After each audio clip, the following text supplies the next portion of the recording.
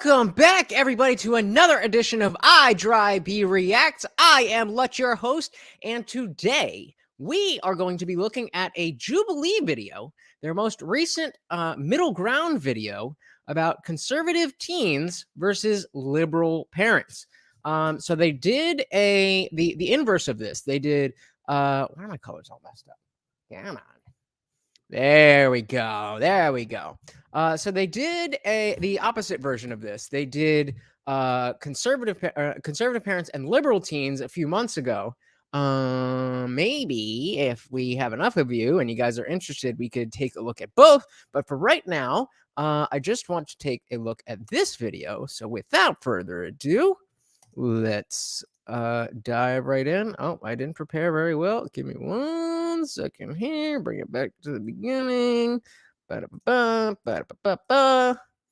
Full screen it for you, and let's dive right in. Middle ground is a social experiment that brings humans with opposing beliefs together. These discussions may contain viewpoints that are the result of misinformation. Remember to seek out experts and to be critical of your own biases while forming an opinion. Please see the humanity in each participant, and as always, encourage empathy. All right, let's get to it. You're equating some minor inconveniences in your privileged life to why would you assume my life is unsupported... But why would you assume my life is privileged, though? I mean, I don't say that about you. Why would you assume my life is privileged? I'm privileged. Okay, that's fine, but why would you assume my life is privileged? For one, you're... Already, and I know this is just the cold open, and this is going to be something we're seeing. But already, we're seeing they're setting the tone that who's the one that's more antagonistic? Not the conservative, but the liberal. Very interesting way for them to set it up.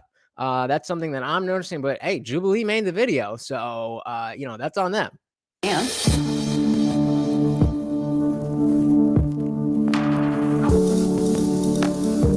pretty dope little opening. I don't know if they've always had that. Step forward if you agree with the prompt. The government has no right to tell people what to do with. Okay, so the government has no right to tell you what to do with your body. So if I had to guess, we're going to get, obviously, well, actually, it's not that simple because, of course, usually when it comes to what, you know, the government has no right to tell people what to do with their body, usually what we're talking about is the schmashmortion issue.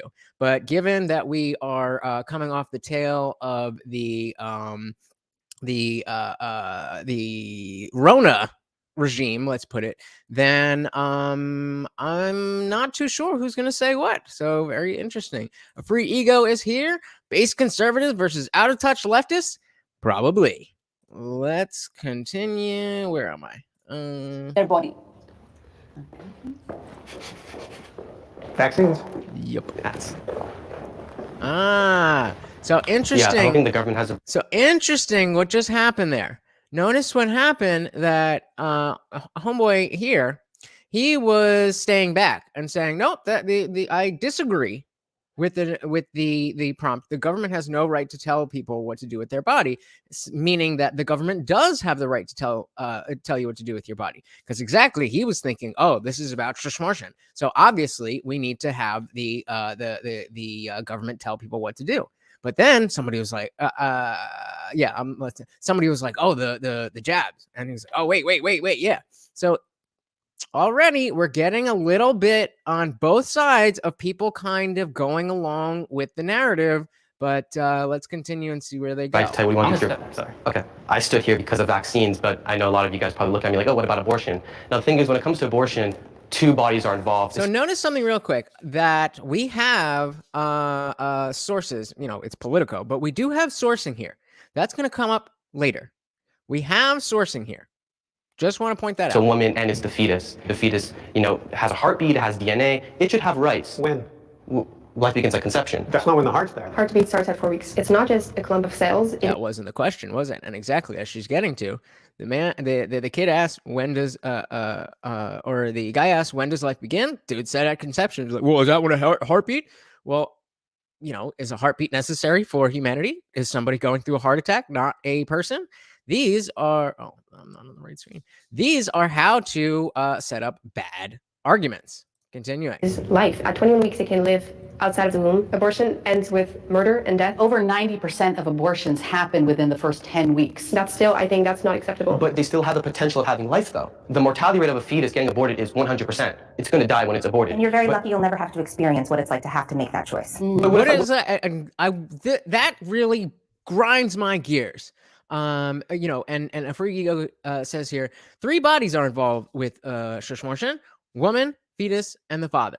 And of course, the only it seems only that the woman gets priority over what happens with all 3 of those entities.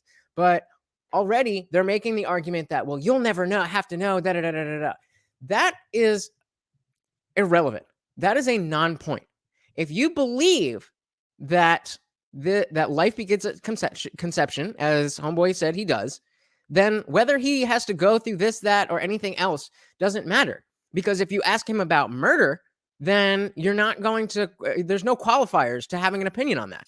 But of course, you know, this is where we are with political conversations. What if I become a father and, you know, the woman who I got pregnant wants to have an abortion? It's going to affect me. You would have a discussion with your partner then and decide what you're going to do and be glad that you have a choice to even discuss with that partner. Unfortunately, human nature, if you take away the option or the right to do that, then they'll find it another way. And it will be unsafe. And would you support the mom? Would you support the mom in that scenario? If the mom had an abortion or the mom? No, if she gave birth. Oh, of course, I would support her. So with the whataboutism, will you support the mom?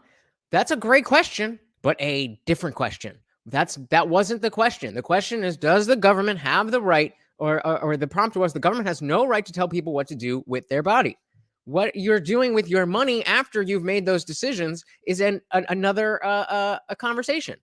Frigo says that woman is just being a dickhead. That man will get a woman just fine if he has a cool head. Completely agree. And you know, we've just started. This is the first prompt, and she's a grown woman coming at this teenager. Like, I can see that, you know, some of these things are very heated and people get passionate about this stuff. If you have 2 adults talking and you get heated, that's one thing. But you would expect, and maybe I'm being a little bit sexist, but especially a woman who is a mother, you would think that she would have a little bit of rope to give him to say, okay, I understand where you're coming from, but here's what I think and why I feel the way I do. But no, it's like, well, and this is not about age. This isn't about any of those things. It's about ideology and dogma. And where it used to be the religious dogma that, hey, we have to do, you know, there's absolutely no reason that we can ever save a mother's life if her life is in danger. That was the extreme religious right of the 90s. And we've gone past that because that is not realistic. If a woman who is pregnant and she is, you know, trying to give birth and there's a complication, we obviously have to save her over the unborn child. But that is, again, a very ancillary periphery type case that we're even talking about. But she's ready with the edge cases. Meanwhile, she's saying that doesn't happen. The late term, that doesn't happen. That doesn't happen. We know that it happens. It doesn't happen very often, but it does happen. And the point is not whether or not it does happen. The point is, what should the law be? Not what do we think is or is not going to happen. What should the law be? And that's not the argument that she's making. She did was a good thing. No. Support her financially for the rest of her life or for the rest of the baby's life. Are you talking about, like, what do you mean you support her? Like, and again, this is where you know, I've heard it mainly from Seamus Coughlin of Freedom Tunes, often on Timcast IRL. But it's funny how these liberal positions somehow go full circle and say, well, if you had a baby with this woman, then you should be there and pay for it. And like, oh, so you mean like the nuclear family that the right has been pushing forever? Yeah, sounds good. It sounds good. It sounds like everybody's on the same page. If somebody has a baby, we do have child support, and it comes from taxpayer money. There's foster care, there's adoption, there's mothers waiting. those systems are very broken, and people all the time are trying to stop funding for programs like that. Now, I want to ask you guys: do you support vaccine mandates? Yes. So I mean, you stepped forward and said the government shouldn't tell you what to do with your body, though. Why would you support? My issue is that I believe that the government should. Got him. So that's the tough position of anybody who is pro-life. or excuse me, pro-choice, that we are now in an age where that notion of your body is, my body, my choice, that was tested. And all of you who are in favor of the mandates failed. So I don't want to hear anything about my body, my choice, even though I am pro-choice. All across the board, unlike most of you who are pro-choice in some places and not in others. I'm pro-choice across the board, but I don't want to hear anything from pro-abortion people about my body, my choice, because months ago, not even a year ago, months ago, you were in favor of the government holding me down against my will and injecting me with foreign fluids that I did not consent to. So what happened to that? Where were you when that was going down? My body, my choice. Bullshit. Free Ego says, man, woman, child equals stability. Who would have guessed? Exactly. This is the liberals are right on top of this. Far be it for a conservative to figure this out. And again, I'm trying my best. I am trying my best not to take sides because I don't feel like anybody has all the answers. But it just seems that everything that I was on the liberal side just 5, 6, 7, 8 years ago, that position has been changed. And the conservative position, whether it has changed or not, now falls further and closer in line, falls closer in line with what I always believed. That shishmoshin is not something that you should just do willy-nilly, but sometimes it is necessary. And in any case, the government has no right to be there. That has always been my position. But now I'm a conservative on things when that used to be the liberal position, the safe, legal, and rare. What happened to that? The world is a-changin'. Not be able to tell me what to do with my body, but I have to accept the consequences for the choices that I make with my body. The vaccines, for instance, I absolutely felt that everyone should get vaccinated. Why? Because this was a pandemic. But if you don't want to, I don't think the government should have to tell you that you have to. But you then have to suffer the consequences of your choice. Oh, come on, lady. I was right there, but I was ready to be with you. And because she was the one who was just saying, wouldn't you want to have the choice if you got a woman pregnant and whatever, wouldn't you want to have the choice? But then she gets to this, well, yes, you have the choice, but then you have to deal with the consequences. The consequences of not doing what I tell you to do is that you don't get to be part of society. What? That's reasonable? That's freedom? That's liberty in your mind? And you blame me for not supporting your causes anymore. And Bailey Doomy, 1991, thank you for joining me. I was with her too. And then this size. Exactly. She was almost there. She was almost there. But you have to deal with the consequences. Let's see what else she says. Choices, which means you cannot patronize certain places. You can't put other people at risk. Why? I know you're saying they're doing it to protect. Why? Why? How come when you make a decision with your body, you are not, the consequences aren't that you are not able to patronize certain places. You are not able to go to the movies. You are not able to go to a restaurant. But when I choose to do what I want to do with my body, then there's all these consequences. Doesn't seem so even or equal. Free Ego says, what consequences? A mild cough? All other consequences are man-made by authoritarian decree. Exactly right. It's an ad hoc rationalization. They make the consequences and then say, well, you're free to do whatever you want, but the consequences are the consequences. The consequences wouldn't be the consequences if you didn't make those the consequences. Why are you making those the consequences? That's the whole point, is to not have consequences. It's my body. Why don't I have that choice without consequences? Or not without consequences, but without legal ramifications that completely change the way that I operate in society. Oh, no, but there's just consequences. You got to deal with it. This is how these people think.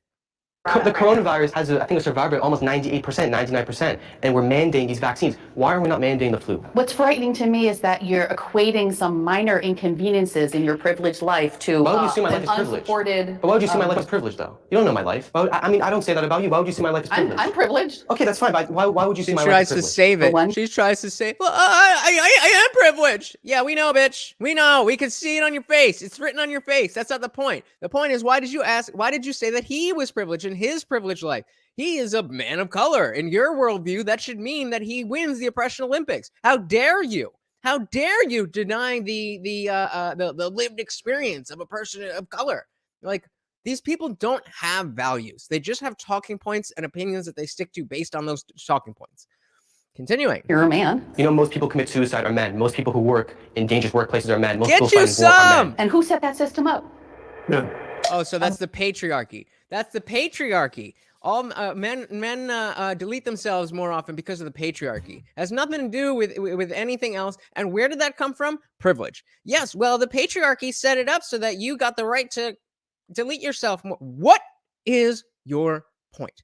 And all of that, she did not say anything rational. She did not bring any points. Whereas the teenager came in and had plenty to say, backed up by facts and logic. So why is it that grown adults, and I know that there's only the two women spoke. Well, actually, not even true. All three of them, all three adults speaking to the Zoomers will save us. I sure hope so. Thank you for joining us, Jimmy Dean. And it's sad that this ideology is infecting it so that the literal teenagers and literal adults seem to have switched places. And the logical, rational ones are the ones that are young and don't have a fully formed brain. Meanwhile, the adults are here being liberal. Can I ask the disagreeers to step forward? Well, I think I give a unique perspective on this because I actually do agree with the vaccine mandate. I think COVID was just a huge disaster, and I think it could have ended a lot sooner if things were more organized. Definitely. As far as whether the government should intervene on people's bodies, I think there are a lot of instances where the government should. Do you guys care about the captions? I'll be over here so you can see the captions, but if you don't care, then I'll just go in the corner. And Free Ego says, I am a Zoomer, and these adults are actually stupid. Well, I got news for you, Free Ego. Lots of adults and lots of people in general are very, very stupid. And as you will, as we are seeing right here, or I guess for you guys right here, that stupidity does not have an age. Certainly seems to have an ideology, though. To protect the society in general, especially in cases such as a pandemic where the disease could literally wipe out cities. In other instances as well, such as drug use, I think the government should intervene because when you have a society that's addicted to opioids or crack, it spreads like wildfire. And I've seen it firsthand. And it's very difficult to control without the help of government. Now, on the topic of abortion, that one's very complex. And in general, I always want to favor a woman's right to choose. But I think there's also a very fundamental question that both of you brought up is at what point is a fetus a human or a person? Let's say a child is 8 months in the womb, and at that point, the baby has a heart, the baby has a brain, has legs, has arms. Do you think it's okay for that to be terminated? Nobody is doing that. Again, that is not the question, lady. She's here to have a conversation about this stuff. And then when a question is presented, well, that doesn't happen. It does happen. We have video of this happening. Yes, I agree. It is a very edge case. But the point is that is the crux of the law, the rare cases that cross the lines of morality in some people's mind. That's what we're talking about. If you go in and take the Plan B pill, not a lot of conservatives will really give a shit about that. So that's not really what's going on. That's not really what we're talking about. It is those late-term abortions that matter for the conversation, regardless of how often they happen, because that is what the law is about. Jimmy Dean pops in with Zoomers raised with the internet. I can't read. Zoomers raised with the internet are learning that most of the shit on the internet is fake. Zoomers have relearned skepticism. Great point. And then Bailey Doomy 1991 says, so I take it you're independent or conservative. So a lot of people would call me conservative. And up until very recently, I was like, no. I am not conservative. I'm not Republican. I'm, if anything, I'm a libertarian. I used to be liberal. But I like to recently I've been calling myself a 2015 liberal. And so, just in this case, the whole safe, legal, and rare thing, that makes sense to me. That's where I stand on the issue. And unless, the science of reproduction has changed, then I don't really see a reason to change that position. Because of that, because the left has shifted so far from where they were 10 years ago, I'm definitely not with them. But I 2015 liberal. So independent, libertarian, wherever, depends on the issue, but definitely an independent thinker. And I encourage you to be as well. A Free Ego jumps in with disease could wipe out cities. Look at California, literally experiencing medieval diseases. I agree. I'm not. Maybe I missed the relevance to that. I'm not really sure what we're talking about. And yes, Jimmy does bring up a great point. Right? Rare implies that it is morally wrong. I do believe that is morally wrong. I absolutely do believe that it is morally wrong, and sometimes you have to do things that are morally gray. That in clearer context would absolutely be morally wrong. Killing somebody in a vacuum is wrong. Killing somebody who is trying to hurt other people is not wrong. And so, this isn't as clean as that. And I still think that, extortion is not a moral act. But there are cases where practicality and the intricacies of people's lives necessitate that we bend our morality, and the law has to encompass all of these things. We can't criminalize people who are put in bad situations, like the whole RPay, SA, whatever you want to call it, RAPE, that situation, incest situation. I absolutely would be in favor of shush motions in that scenario. I don't think it's a moral act. I just think that a more immoral act preceded that, and that changes the nature of what we're talking about. Jamie Dean, disease can knock out entire cities. For instance, look at liberalism in California. Bam, bam, bam, bam, bam, bam, bam. But yeah, a free ego. If you want to give me some clarification on what you meant about disease, I would love to dive into that. Bailey Doomy says, yeah, former Democrat here. They've gotten so far left, they lost me. I guess most people would classify me as conservative. I feel exactly the same way, man. I mean, I was not really super politically initiated around the, I assumed Obama was a good guy because he spoke well. And that's pretty much as far as I took it. People seemed to like him. The people who hated him seemed to be very Republican. So I just thought, like, okay, a president is still a politician, but as far as presidents go, he seems to be all right. And then the Trump era began. And I, again, as an uninitiated person, I was watching the news and assumed that I could trust the news. And when they told me that the world would end if Orange Man got into office, then I was like, oh, well, okay, we've got to do everything we can to keep this guy out of office. And I was a Bernie bro at the time. I was full, even though I'm not a huge proponent of, the democratic socialism that Bernie was talking about, I do think there is a way that could work. But more importantly, I think that it's not like he would have gotten into office and then we just overhaul the economy. He talked about his democratic socialist ideals, and that would have to be folded into the rest of the legislation. And I thought that was a good direction to go based on the fact that we had Hillary, Trump, and Bernie. And so Bernie seemed like the best choice.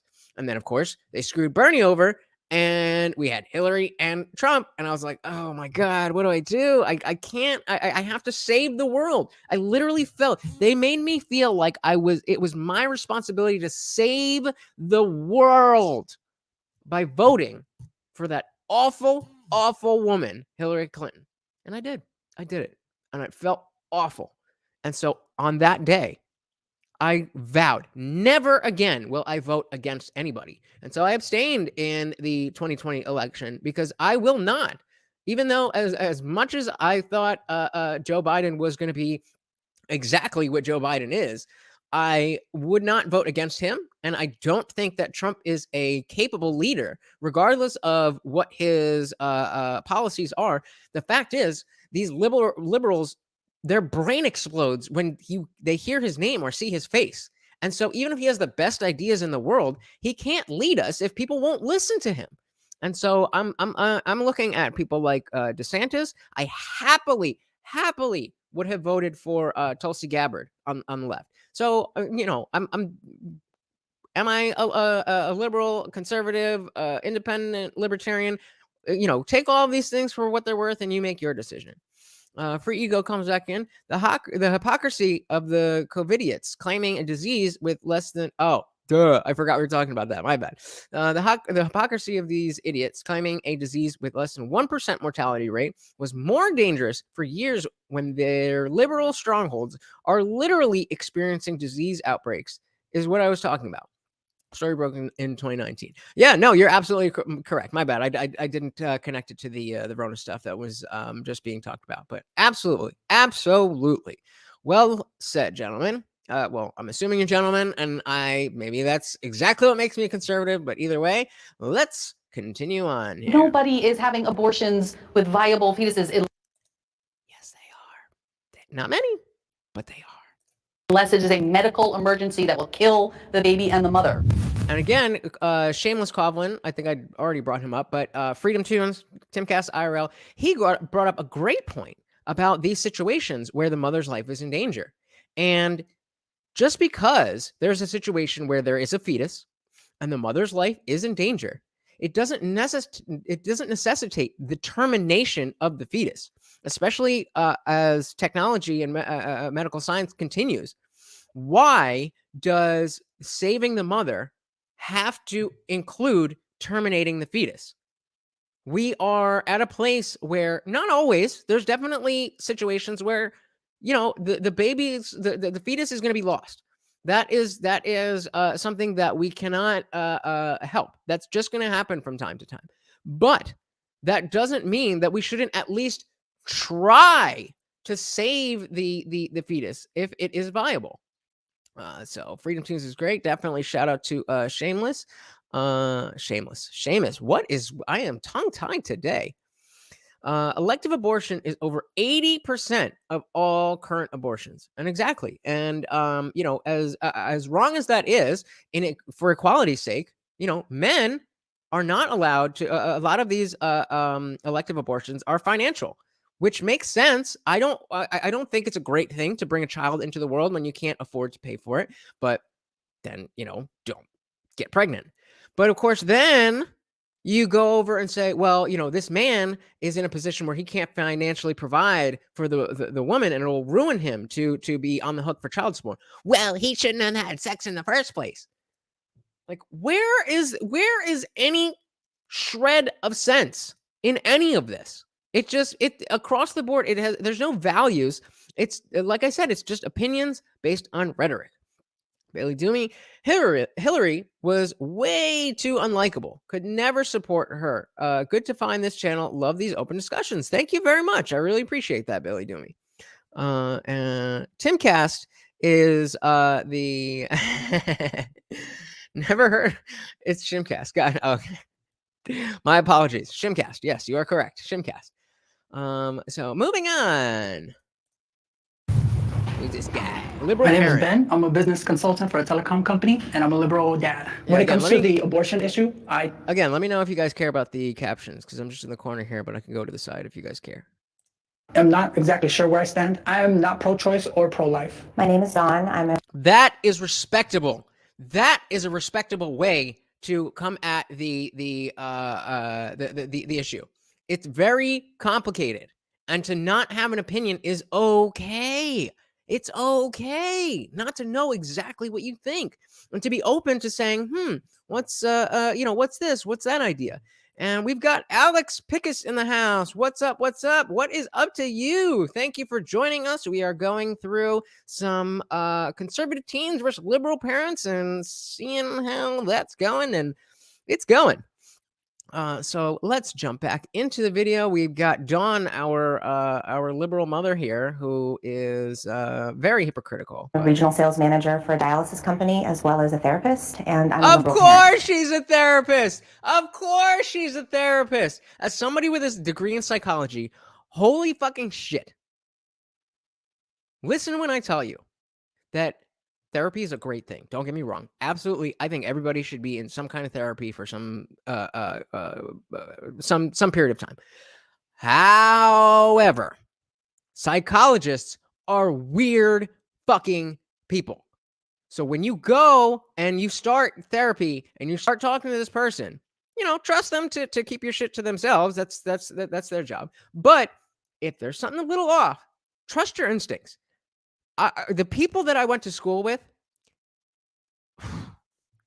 I can't even put it into words. And then the people that I know who took psychology, there's only one person that I've known through school, like since school age, that went all the way through with psychology, got their PhD or their ID. I actually don't know. But they, they got the highest doctorate level. They are a doctor of psychology, and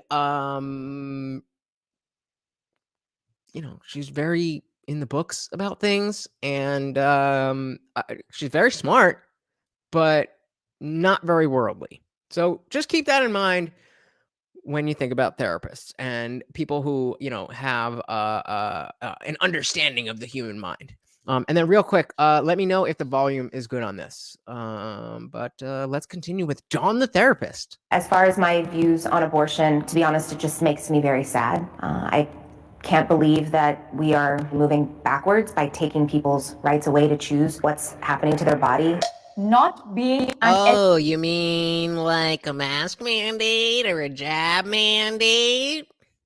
LGBTQ plus ally makes someone a bad person. Oh, this is gonna be a fun one. So the prompt is, they took it off the screen, of course.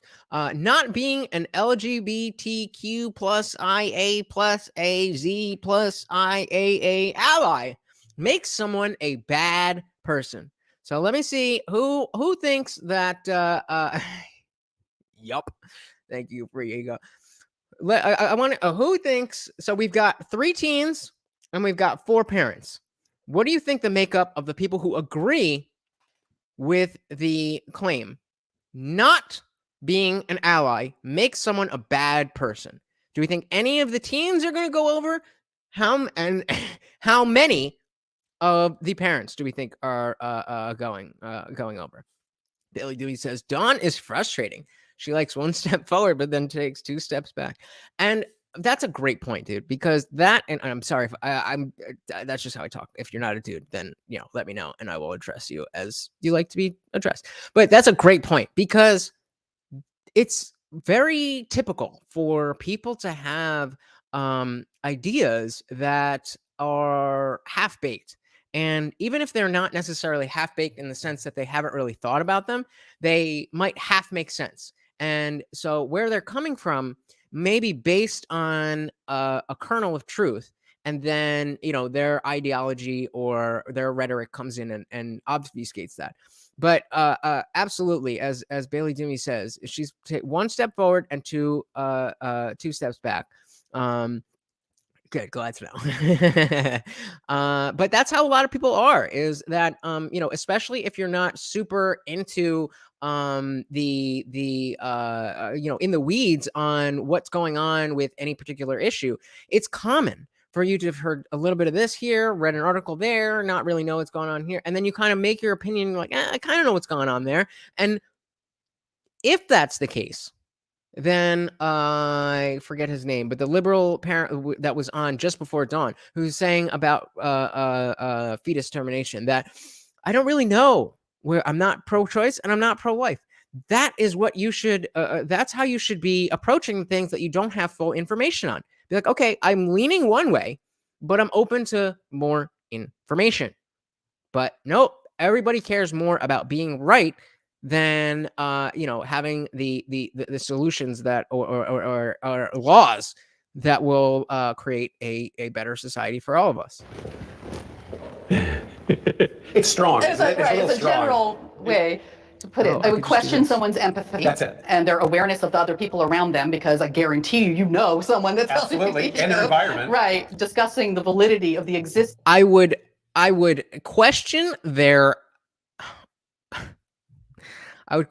compassion, because if you're not an ally, then there's no way that you could be a compassionate person, right? Of other human beings isn't a political issue. That's like, it's there. There's something wrong with you if you no trans people. And again, there's that liberal language. On the right, when they look at people on the left, the assumption is they don't have enough information. They're misguided. They're trying their best, but whatever it is. On the left, when they look at disagreements from the right, they say you're a bad person. And look at the prompt. Not being an LGBTQ plus IA plus KP plus ally makes someone a bad person. We are now taking the entirety of somebody's morality as a human being based on one single issue, where we know there are clear and again, I'm a strong atheist. I think religion is one of the, or let me put it more succinctly, and dogmatic thinking, whether it's religious or it's leftism, dogmatic thinking is one of the worst things that is a part of our society. And that's what this is. If you don't agree with me, it's not that you have a different opinion. It means that you are a bad person overall. What's free ego here? Buzzwords, validity, compassion, empathy. Opinion discarded. And the temptation definitely is there, but I want to hear these people out, because I want to know what it is that we, and when I say we, I don't mean conservatives, I don't mean libertarians, I don't mean pro-choice, pro-life, pro-anything. I mean we as skeptical and critical thinkers, what we are up against, and that is these NPC, non-player character, if you're not a video game person. I'm not either, but and these NPC characters that just have that just download all of the narrative beliefs and just spit them out. You could replace what's her name? I don't care. You could replace Karen here with any other liberal person, man, woman, old, young. They would all say the same thing. Why do you think that is? They would all say the same exact thing. Well, don't exist. Obviously they do. Well, right. So trans people do exist, right? And so if I am not an ally, am I saying that the people before me do not exist? This came up on Shimcast. This came up on Shimcast. Was it? I don't know where it was, but the idea of, okay, well, what does that mean? You don't believe that you're denying the existence of trans people. No, I believe they exist. I just don't believe they exist exactly as they say. You believe I exist, right? You guys know you're watching a person. But if I were to say, I'm a white guy, you'd be like, no, not quite. But it doesn't mean that you are imagining that I disappear. You're just engaging with reality and the fact that I'm not a white guy. Oh, where did that go? So free ego. The problem with hearing these types of people out is that they all share the same language and rhetoric. No substance to their arguments, just regurgitated whataboutisms and false equivalencies, plus character attacks. Well, exactly. But that is what needs to be exposed. And when we see that these very impassioned pleas were trans lives matter, nobody said they didn't. We need to hear these things, engage these things, and show that it's whatever you think you're fighting against is a ghost. In the same way that 10 years ago I was engaging ridiculously young earth Christians, and I don't know where you guys fall religiously, but that's me. I fight against the bullshit. When people were talking about God is this and that and the other, just because that and not all Christians think this, and that's a whole other conversation, but the really strong ones will say very outlandish things and believe very outlandish things. But if we don't engage them, then they will always be reinforced in their beliefs. Always. And so if I'm just one guy here, and there's 8 of you now, if there's 9 of us sitting here saying, hey, that's actually not really rational, then hey, that's 9 of us. That's 9 of us that are added to the fight. So kudos to us. I'd like to think that it's a safer world Yes. to be LGBTQ, but that would be naive. It is. Of course. People are getting murdered. So again, we've got more stats here. It says 375 transgender people were ended this year. This makes 2021 the deadliest year of violence against gender diverse people since record begins. So I just want to ask you a question. 375 is a number. It's a number. How many people died from automobile accidents? How many people died in police interactions? How many people died from fentanyl? How many people died from the Rona? That's less than 1%. More than 375. And this is the deadliest year to date. So what exactly are we talking about? What exactly are we talking about? Jimmy Dean says, you can't debate Christianity. Their fundamental beliefs aren't based in reason, but faith, which is definitely irrational. Absolutely. But I can engage with the notion of whether basing your beliefs on faith is a good idea or not. And when we flip it around, that's one of the best things about wokeism for me as an not even an atheist, an anti-theist. I think that religion, again, it's the dogma. It's not the values. It's the dogma. It's the adherence to this is what is said and this is what we believe. No critical thinking. And so when it comes to this type of stuff, it's a lot easier to see like, okay, I'm not necessarily going to convince anybody of anything, but when you engage with the idea that, okay, well, they're not really, talking about reality, or they're not really talking about things in the context that is appropriate. That is how, I mean, look at it. The religious right is no longer a force in America, and that's a good thing. Now, if you choose to be religious, if you choose to be, to adhere to those things, I honestly don't care. That's up to you. I just don't want you in putting it on me. Free Ego says it's after. It's after. It's something in the West. Take that to the middle. Take that to the Middle East, and you'll experience some real danger. It's safer. It's safe. Yeah, gotcha. Should have seen that easier. It's safer in the West. Take that to the Middle East. Exactly. But even so, it very much is safer even in the places where it's not very safe. It's still safer than it was a time ago because of all of this. Because all of this is happening. And while that is a good thing, that's a good thing, guys. I don't know if I'm alone here, but I don't want transgender people dying because of their transness. That's not what I want. So, but absolutely, you go to more religious places in the world, and things change very much. And you don't hear these people talking about trans rights and this, but they will have the Ukraine flag in their Twitter bio, even though gay marriage is illegal there. Jimmy Dean says, define violence. Does self-termination count as violence? I would say it does count as violence. Absolutely. I think that counts as violence. It's certainly in a category of its own. It can't be compared to, attacking another person, because that has to do with infringing on other people's rights to life, liberty, and the pursuit of happiness. But absolutely, stabbing yourself in the neck, shooting yourself, hanging, any of these things, that's violence.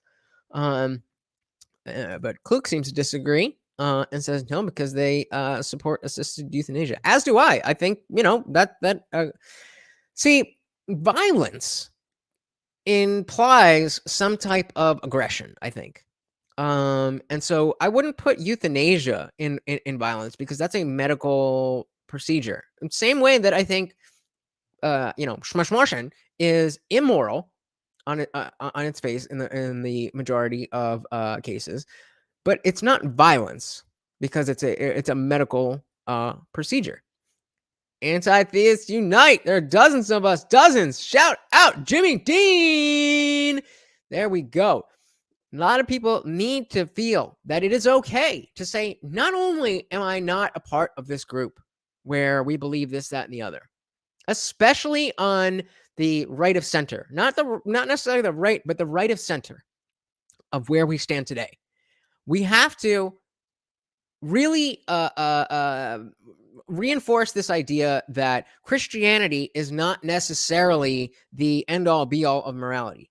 And that's because as hell bent as these liberals, not necessarily these liberals, although these liberals do fit the bill, but in general, that the liberals, the leftists are stuck to their ideology. They're never, ever going to go back to believing in a supernatural God. That's just not going to happen. And so, as a private thing in your own family, in your own community, if you want to have that, that's great. But trying to use Christian values as a way for America to move forward is a losing battle. And again, a great, very succinctly put by Jimmy Dean: violence implies a perpetrator. A free ego says men are just better at snuffing themselves out than women because they choose foolproof methods. All right, fair enough. Bailey Toomey says, I don't want anyone dying. Trans, normal people, etc. As someone from New York City, I'm from NJ, so East Coast all day. Violence is getting out of control. Exactly. Nobody here is looking for violence, and to use this 375 people were killed this year, to act as if we, specifically we, the 9 of us here right now, are contributing to that because we don't agree with that notion that you can literally change your biology. Yes, I am. Englishtown, NJ. Grew up North Brunswick and BTHS 08. Don't hate, baby. It's just not. It's an emotional argument, and it's not a rational one. And before we get back to the video, Jimmy Dean says it's loaded language, like when the anti-gunners use gun violence statistics, but include self-termination and accidental deaths to make the numbers look worse. Exactly. And I don't even think that the people on the panel are doing that obfuscation. I don't think they're twisting numbers. I think they've heard from other people who are doing the twisting. And so they know for sure, oh, this is exactly what the reality is, because I heard it on the news. I heard it from this person. I heard it from that person. So I almost want to give these people not a pass, but a little bit of leeway to be like, okay, you are victims of, this terrible ideology that's going around. But that doesn't necessarily give them an excuse. So let's continue on. For being trans, yes. and gay. It's scary. I have 3 kids. I have 3 boys. Oh. One of them is trans. I worry that, for however progressive a new generation seems, that they're gonna get killed. About, will there be violence done? Which every parent worries about violence. That's part of the gig of being a parent. Exactly. Every parent worries about that. And I'm sure there are, Gottfried, I'm not going to be able to pronounce that, but greetings from Captain Paul. Maybe that's another account from you, but whoever you are, thank you for being here, and appreciate you joining us. She's talking out of both sides of her mouth when she's saying, well, I have to worry about so much with my children, as if other parents, and I'm not a parent, so maybe this is, out of my wheelhouse, but as if there's not an entire world of things, largely some of them supported by the liberal establishment, that are targeting children. I don't understand why, especially when, again, the prompt is not being an LGBTQ plus ally makes someone a bad person. And these people are saying yes. So when you're worried about violence against your children, and then in the same breath, you're saying, okay, we want teachers who we don't really know, who have very little investment in our children, very much investment in their ideology, to be able to have secret conversations with my 7-year-old. And I don't need to know about it. I want to vote to make sure that teacher has the right to keep secrets between my child and them, and I'm not involved. I thought you were worried about violence. What is it that you're worried about? because it's not violence if you're willing to give teachers that kind of freedom. A free ego says, not gonna lie, automatically assume any. I'm not gonna put that in. Hey, I'm gonna give. If you tell me you're trans, that's good enough for me. But so whatever. So not gonna lie, automatically assume any trans kid is just failed by their parents at this stage. Very few actually suffer from gender dysphoria compared to the recent stats where it's inflated by hundreds of percent. I do think that is a good point, but I am still on the side of, there definitely are people who suffer from gender dysphoria. And even if, so let me put it this way. This is something that I hope you guys, I know some of you are a little bit younger, but hopefully you were around for when Skrillex, the EDM guy, got big. All right. So I was in college at this time, and dubstep has been around for decades, but it was mostly a UK, European, Netherlands. It was usually on that side of the world. And it came over when the EDM craze started, and Skrillex, aka Sunny, damn, I forget his last name. My email cred just went down. Sonny, I don't remember his name, but Skrillex. He used to be in a band called From First to Last, and then he became Skrillex and did his type of dubstep. Bangarang was a little bit after. This is what I'm getting to. So Bangarang is a perfect example, because when he first came out with songs like Sprites and Scary Monsters or whatever it was, that stuff was very unique. It was very original, and a lot of the categorization of electronic music has to do with the types of tones that are used and the types the tempo. So he used a lot of and I'm not going to get into all this, but electro house type of tones with dubstep tones, or excuse me, dubstep tones with electro house tempo, and they called it drum step, and it was new and fresh. But then everyone and their mother started doing the exact same type of music. And I'm sure if you were at least 13 years old when Bangarang came out, you know that that's what every song in 2013 sounded like. Now, the point being that Skrillex is extremely original and a great musician, but because everybody else jumped on the trend, it made that sound, that drum step sound, very tired and very, just like you're saying with the idea of being trans. It gave me that same type of thing. It's like, oh, it's more of just fake Skrillex. But the fact is, there was people out there at the time who were legitimately interested in that type of genre and were really good at it. But it was so oversaturated that you couldn't tell. And so I completely understand where if you see a trans, non-binary, whatever person, that the assumption is something went wrong, and that would be a fair assessment based on the numbers.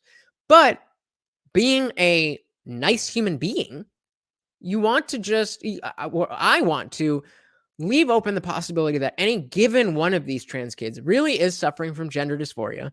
And I have no problem at helping people deal with their issues. I'm just not willing to change what I accept as reality to indulge their delusions. That's as nice as I can get with it.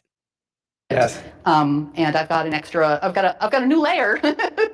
My child is in a wonderfully privileged situation where they have a lot of support. Okay, that helps. But as they get older, their circle gets wider, and my sphere of influence gets less effective as they get older, you know? Oh, let's hear from her. So real quick, Godfrey says, for them, words are violence. Therefore, when you speak against them, you are enacting violence upon her kids.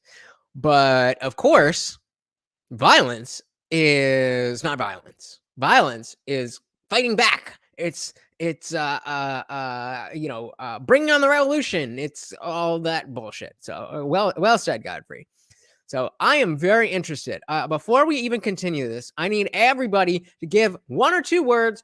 What is she going to say? What is she going to say? What could she possibly have to say? Obviously, we know she's a liberal parent. She's got 3 children. They were, at one point, she had 2 boys and a girl. And now, according to her, she has 3 sons. What is, this isn't Dawn. They'll put her name up. But what is she going to say? Violence is microaggressions. I could see that coming out of her mouth. Anybody else? I need one more before we go. One more before we continue. I know you guys are, the whole point here is that the liberal thing is just rhetoric and repeating talking points. So let's see if you, I'm testing that. Do you guys know what she's going to say? Let's see if we know what she's going to say. Nobody's got the balls.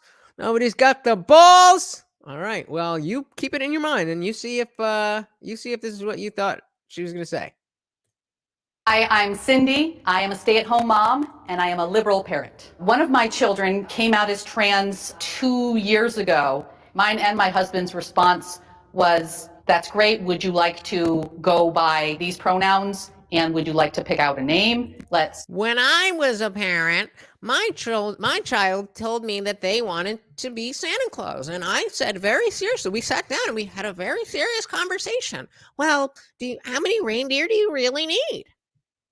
That's what this sounds like to me. That's how you started the conversation. How about, what is it that makes you feel that you are not in the body that you or whatever? Why didn't the conversation start there? Why is it automatically okay? Yeah, let's inject you with drugs. Let's change your entire appearance, and let's change your entire life. Cindy, is that her name? I missed it. Cindy's Karen Light. I don't know. I think she's pretty much full Karen. I don't know what's light about her. In any respect, I don't know anything that's light about her, but fair enough. Make sure that we talk to a gender specialist so we know what options there are, and we'll just take this one step at a time. We'll move forward with the best information possible. I don't know how many of you have seen What is a Woman from the Daily Wire. Matt Walsh talks to some of the doctors that are involved in providing these options and providing these treatments. And one woman specifically says, the question is, how early, or how do we know, okay, I don't remember the exact quote, but how do we know when it's time for a child questioning their gender to put them on medication? And the doctor, this is a doctor, said, well, whenever the child feels. What did we do? Weren't we just talking about Santa? And that's what, to his credit, that's what Matt Walsh says. I didn't realize that I was taking that from there, but directly taking that from there. And he's like, well, I have a child who, believes in Santa Claus, and we would agree that this person doesn't have a grasp on reality, correct? I'm like, yeah, of course. But then when they say they're the different gender, then we should just agree with them. Yeah. And you don't see anything wrong with that. No. They compartmentalize, and they are brainwashed people. And it has insidiously reached its tentacles into every aspect of our society. Every aspect of our society, from politics to medicine to art to I mean, name it. Everything is infected with this. And a lot of it has to do, I don't even know if I can say this, but the letters G, and then the letter S, and then the letter E, score. A lot of it has to do with that companies are now going to be judged on their social credit. And so they've got to buy in. They've got to play the game. And that's just what the government is. That's how the landscape is being changed by what? Government intervention. Smaller government, better lives. Continuing. Can they disagree a step forward? Okay, so again, we're still on the prompt. Not being an LGBTQ plus ally makes someone a bad person. So now we're bringing in the disagreeers. I can provide a unique perspective on this because I'm actually bisexual. So I think not being an ally, as long as you're not harming people, you're not harassing people, you're not posting on social media that these people suck, then I don't think that you're a bad person. So we have here a conservative person who is in the I genuinely do, I make fun of it because I genuinely do have a problem remembering it. But we have a conservative teen Zoomer who is in this community, and he is saying, no, as long as you're not like trying to hurt people, then you're not a bad person. But all of the straight people with children are like, no, you're a bad person. Like, come on. What more do you need? Apparently, according to their ideology and their identitarianism, well, because he's part of the LGBTQIA plus the community, that his opinion goes above all. Jimmy Dean wilding out here saying sucking dick sure does give you a unique perspective on how much people suck. Well said. I'm leaving that up as we continue. For that. As a Christian, I don't think that being LGBTQ aligns with God's view of the family. It doesn't mean that I will disrespect them in any way. I just think that it's a sin. As far as your faith is concerned, again, what would happen if you're... And again, let's remember, anti-theist here. The fact that, you funny guy. Anti-theist here. The fact that you're basing your ideas on how society should work on a book that was written thousands of years ago, translated so many times. I mean, go through the list of all the reasons why the Bible is bullshit. That's still a freedom that she has. And that doesn't make her a bad person. It just makes her wrong. That's it. That's it. People are allowed to be wrong. And it's ironic that the people who are so wrong about everything here are the ones who are saying, if you're wrong, you're a bad person. It's sad. Child came out to you that they were gay, bisexual, trans. I think that if the sin is not practiced upon, it's not a problem. It can be dealt with, especially with transitioning. That's not a great look. I definitely do. I understand the notion that you can if you engage. So let's put it this way: the way that Karen here, what's her name, Cindy, when she was saying, when her now son came out to her, she was already like, okay, what can we do to help this transition go along? The teen girl here, if she was in that position, she would likely sit down and have a rational, or at least more rational, conversation about this. And again, why are you feeling this way? What is it that put this idea into your head? Is it something that needs to be followed up with? Is it something that's just a phase? Is it something that maybe we should entertain as to not, the old trope of pretending to like the daughter's boyfriend so that she doesn't run into his arms because you hate, all of those things. And she's taking this on a religious basis. So coming from me saying that she's being more rational in her religiosity just shows exactly how far this leftism dogma has gone. It comes from mental problems like depression, anxiety, all those things. So you think they can be kind of taught to not be gay? No, I Pray think the gay way. You support conversion therapy? no, I don't think that we can convert anyone into doing anything. I would Again, not. already with the attacks, and great job on her for very calmly. No, that's not what I said. Oh, so you believe in this, and so you believe in that. Is that what I said? You guys remember the Jordan Peterson interview with that Kathy Newman lady? So what you're saying is, no, that's not what I'm saying. I said what I said. Listen, bitch. I said what the fuck I said. Just because you have your ideas and everything that you hear and see goes through this thick filter of bullshit doesn't mean that that's what I said. It's your job to figure out how, and let's remind ourselves that these are teens talking to adults who are parents, who have children of their own. And they're having this much trouble having a civil discussion. Not the teens, the parents. Ostracize my child, but I would not support it. Just like I don't support any sin. So I think even that statement, I would. What did she say? Can I go back without fucking shit up? No. I would not ostracize my child, but I would not support it. Just like I would not ostracize my child, but I would not support it. Kind of like, if your child was a drug addict. That's not something you would support, right? You wouldn't want your child to be a drug addict. But if it happened, then you're probably not supporting that, but you're not going to ostracize them. You're not going to need to cast them out. It's you deal with the issue as it is. It's not my thing went down. My thing went down. You talking about my dick? No, sorry. Yeah, if my internet, I'm getting an Ethernet connection from my laptop, so my internet is screwy. If I do go down, do not go anywhere. I have StreamYard open on my phone. I will pop right back in while I fix things. But thank you, Free Ego. Please do let me know if that happens again. Oh no, we're losing everybody. Don't leave. But yeah, it's impressive that she is able to handle herself in this way, and that the liberal mother is just that's her way of engaging in a specific.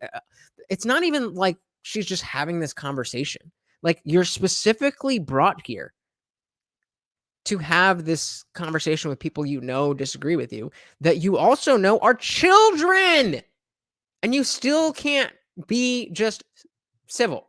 You have to be defensive and antagonistic. It's disgusting. But because they believe that their ideology, just like with the religious right in the 90s, because they believe that their ideology and their dogma puts them in the right, they're looking down their nose at you, and all of the condescension in the world is appropriate. How's that looking? How's that going to look in 10 years? Let's look back at some religious arguments from the 90s. How does that look? Because that's exactly what we've got going on here. So, but do you, lady, do you?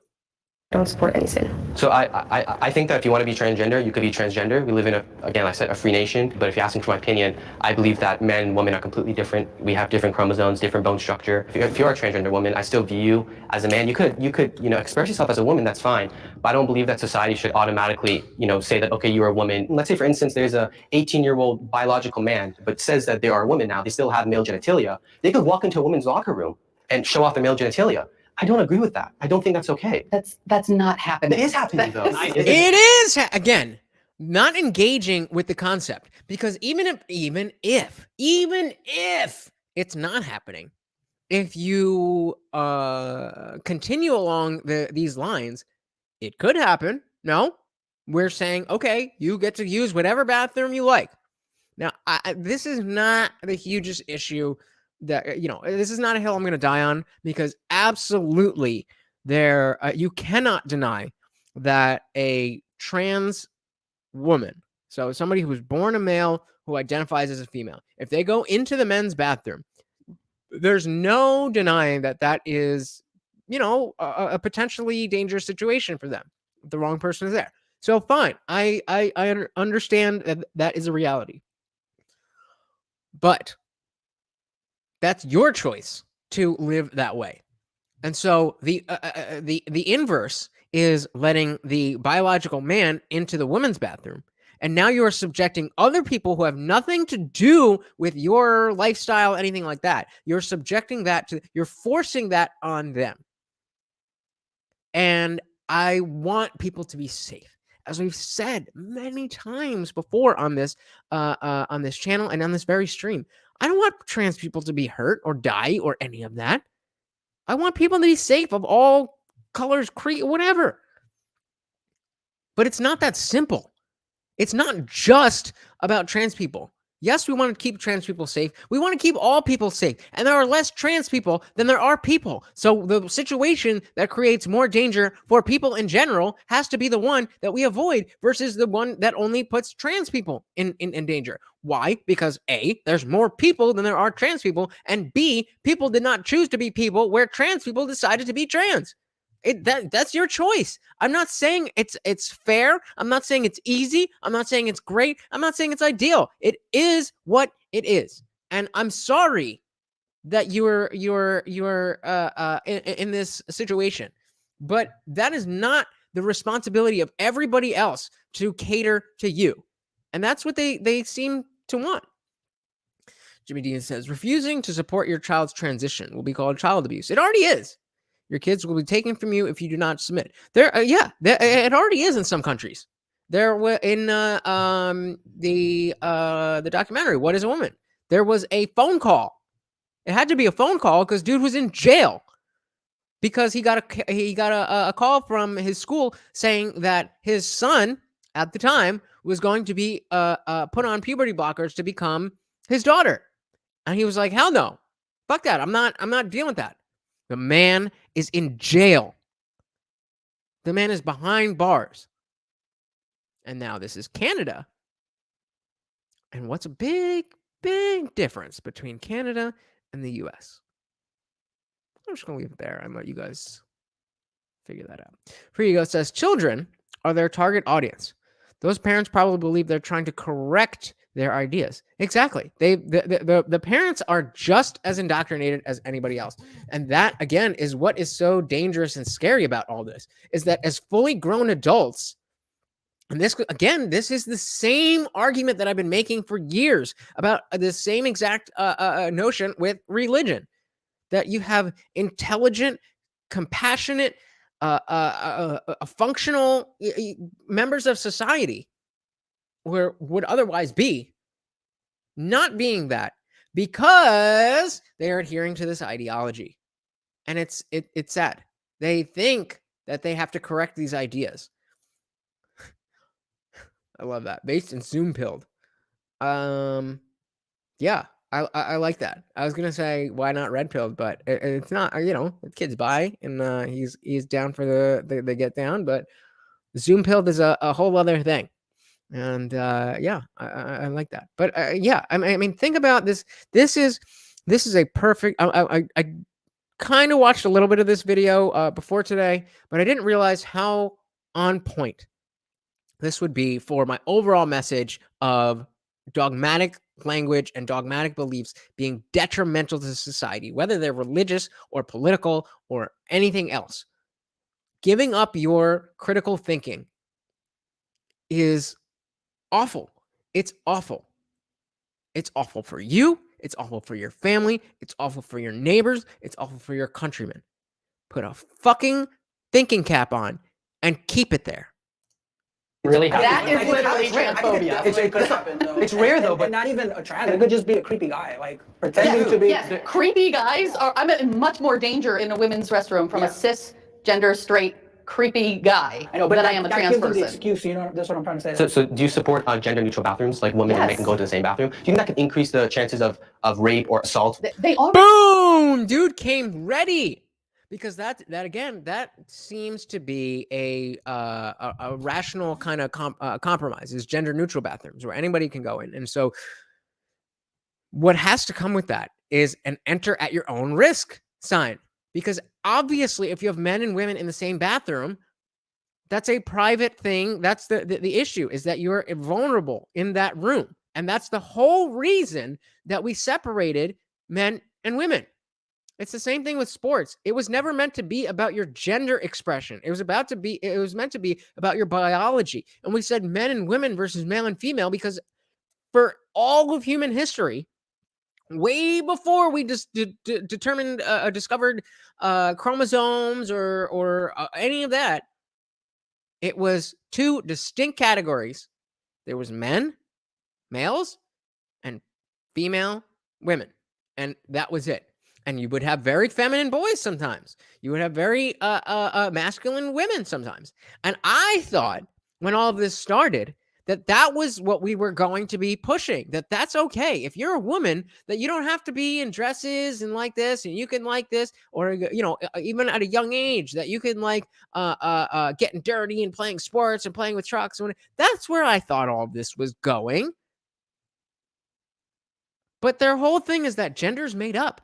It's you can do whatever you want. So then why do you need to change your biology to match something that's made up? It doesn't make sense to me. Make it make sense.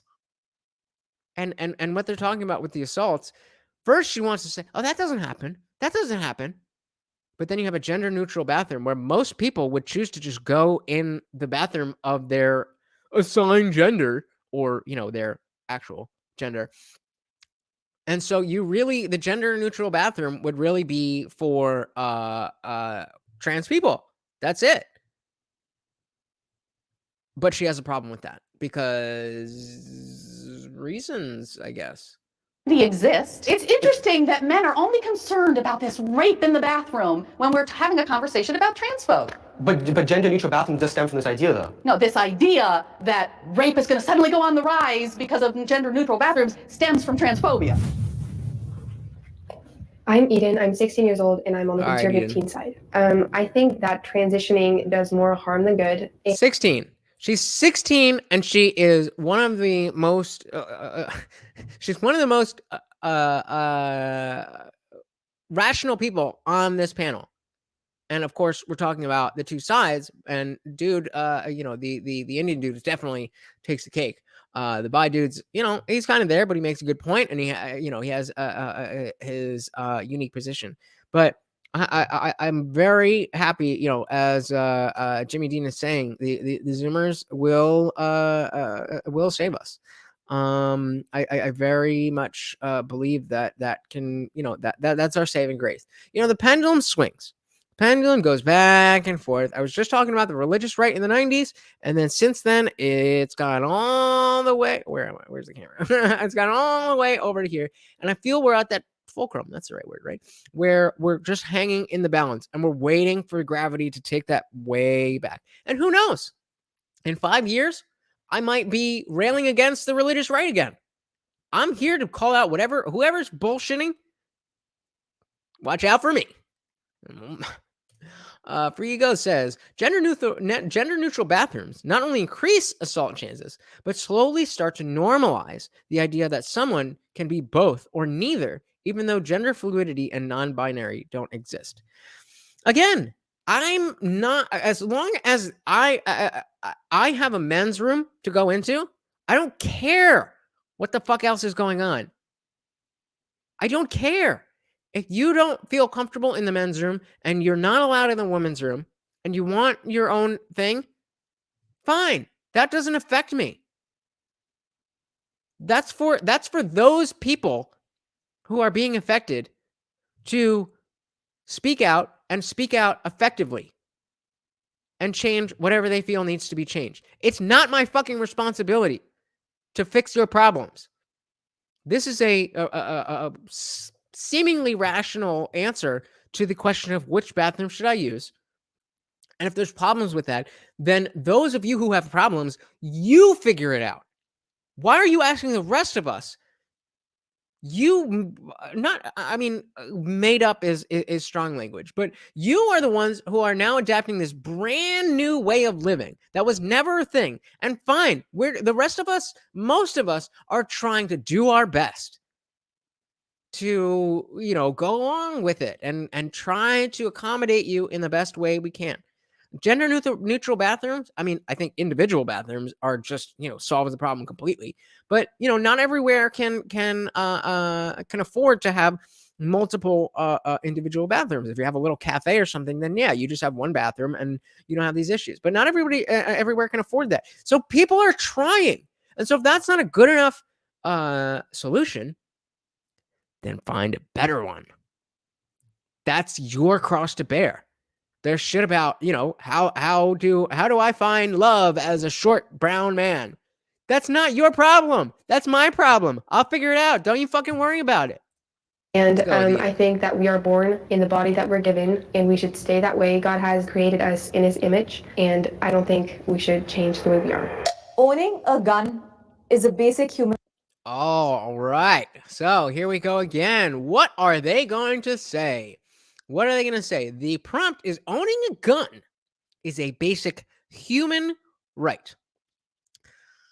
I know what a lot of you guys think. I'm curious. So give me 2 numbers. I want numbers on the teens, and then I want numbers on the parents. We got 1 and 3. We got 3 and 2. We got 3 and 1. Free Ego says, leftists love guns when they hold them, not when anyone else does. Well, Marx did say, under no pretext. I don't remember the rest of the sentence, but shall guns be confiscated? So, yeah, Marx was all about his guns. Marx was all about those guns. Free Ego guesses all 3 teens and 2 for the adults. Anybody else want to give a guess? Or should we dive right back in? In 5, 4, 3, 2, Right. let's see. Oh. So he's right on the teens. I absolutely hate hearing about. Not even one adult. These are adults. I completely understand when liberal, children will say under 20 years old is a child. I can understand because I very much was one of these people that like, why would you like guns? I was brought up in a relatively privileged, not even relatively, I was very privileged. My dad's a doctor. My parents are immigrants, so they did a very good job at not letting. I was in middle school before I figured out that I was even part of a family who was, any better off than anybody else. So shout out and kudos to my parents for not spoiling the shit out of me. But I don't even remember what my point was. But I was very much one of these teens who would be completely against guns. Why do you need an AR-15? But as you get older, and you see, oh, okay, I live in a suburban. I live in a suburb. If I call the cops are going to be here in 3 minutes, maybe 3 or 4 of them. That's happened when I've been pulled over. They haven't even had time to write the ticket before I got 3 or 4 cops around me. And I live in the suburbs. So if I live in the city, there's never a cop more than 3 or 4 blocks away. But what if you live in rural Ohio? It's such a simple rebuttal, but what's the liberal narrative answer to that? Can anybody tell me? They don't have one because they literally have not even thought about this that far. Oh, conqueror. Oh, I've got one friend from Ohio. Shout out to Smiles. I won't use your real name, but Smiles BDDFL. He's not watching, but maybe one day he will. And if he does, I'm looking forward to a text. Smiles, you better hit me up when you see that. He's never going to see it. Let's continue. School shootings on the news and just shootings in general. It's horrible. This isn't like, Spider-Man's not going to save people. People have the right to protect themselves. A lot of mass shooters target gun-free zones because they know there's not going to be a person who's going to fight against them or shoot them back. There's a lot of mass shootings at schools, and that's because schools have gun-free zones. I view owning a gun as a right. So what do we have again? I remember I mentioned the sources. I'm not on my A game today, but a shooting in an elementary. I should not have said that. Shooting in an elementary school in Uvalde, Texas, that has ended. 19 children and 2 adults marks the 27th school pew-pewing this year, and it's definitely not. It's definitely not cool that happens. Obviously, but the fact is that the response to every time this happens is, well, we need more gun laws. It's like, yo, like, come on, guys. I was making those arguments again 10 years ago when Virginia Tech happened. But then I learned. I talked to people. I talked to gun people. I talked to other liberal people. And I found answers to the questions that I was asking. I heard rebuttals to the points that I was making. So how now in 2022 are you making the same arguments that I heard in 2014 and had completely logical and rational answers to? Shout out to free ego, repeal all gun laws. I'm still a little bit hesitant just because of my past, but the more I hear about gun control and any of that, it really does make more sense to just have, an unfettered Second Amendment. Like every situation, we talk about, talking about Uvalde. I think that's, correct me if I'm wrong on the pronunciation on that, but it's crazy that there was so many people around. I just Breaking Points with Sagar and Jetty and Crystal Ball did a story this morning about how there was a funeral home director who heard about what was going on. He got his gun, went to the school, and was not able to go in because of the cops. Now, there was another story where there was a woman who actually did get past the cops, got inside and got her 2 sons in 2 different classrooms and got out. said she didn't see any cops in the hallways. So this whole story about 19 cops is looking a little shaky. But this guy, funeral home director, got his gun, went to the school, wasn't allowed in, and now he has to bury 19 children and 2 teachers because he was not allowed inside and the cops were not doing their job. So again, owning a gun is a basic human right. Abso-fucking-lutely. Because if the cops aren't gonna do it, and they're not even gonna let you do it, then again, what are we talking about? What are we doing here? To defend myself, you look at countries that have banned guns in the past, the USSR, Nazi Germany, you look at China under Mao Zedong, they stripped their citizens of arms so they could oppress Coming with receipts. them. And I think the reason why our founding fathers enshrined the Second Amendment is because they wanted us to protect ourselves against tyrannical government and to protect ourselves against danger around us too. I think that from a woman's perspective, if as a woman you get into a dangerous situation, for example, with a man, having a gun and knowing how to use a gun is the only way that will protect me. Having my tiny little pepper spray won't help me forever. I think definitely if you take away guns, the bad guys will always get their guns one way or another. I live in Los Angeles, and LA has strict gun control laws. This is my perspective of it. I think LA has become a more dangerous city, and I feel very unsafe walking down the street, just not armed. Crime is on the rise in America, and I think one of the ways to stop crime is by owning a gun. I definitely think that there should be this control in place to who buys guns. You couldn't just be able to go to a store and buy a gun. There should be regulations into who buys guns and who shoots a gun. All right, so now, again, same prompt. Owning a gun is a basic human right. Now we've got the disagreeers coming on in.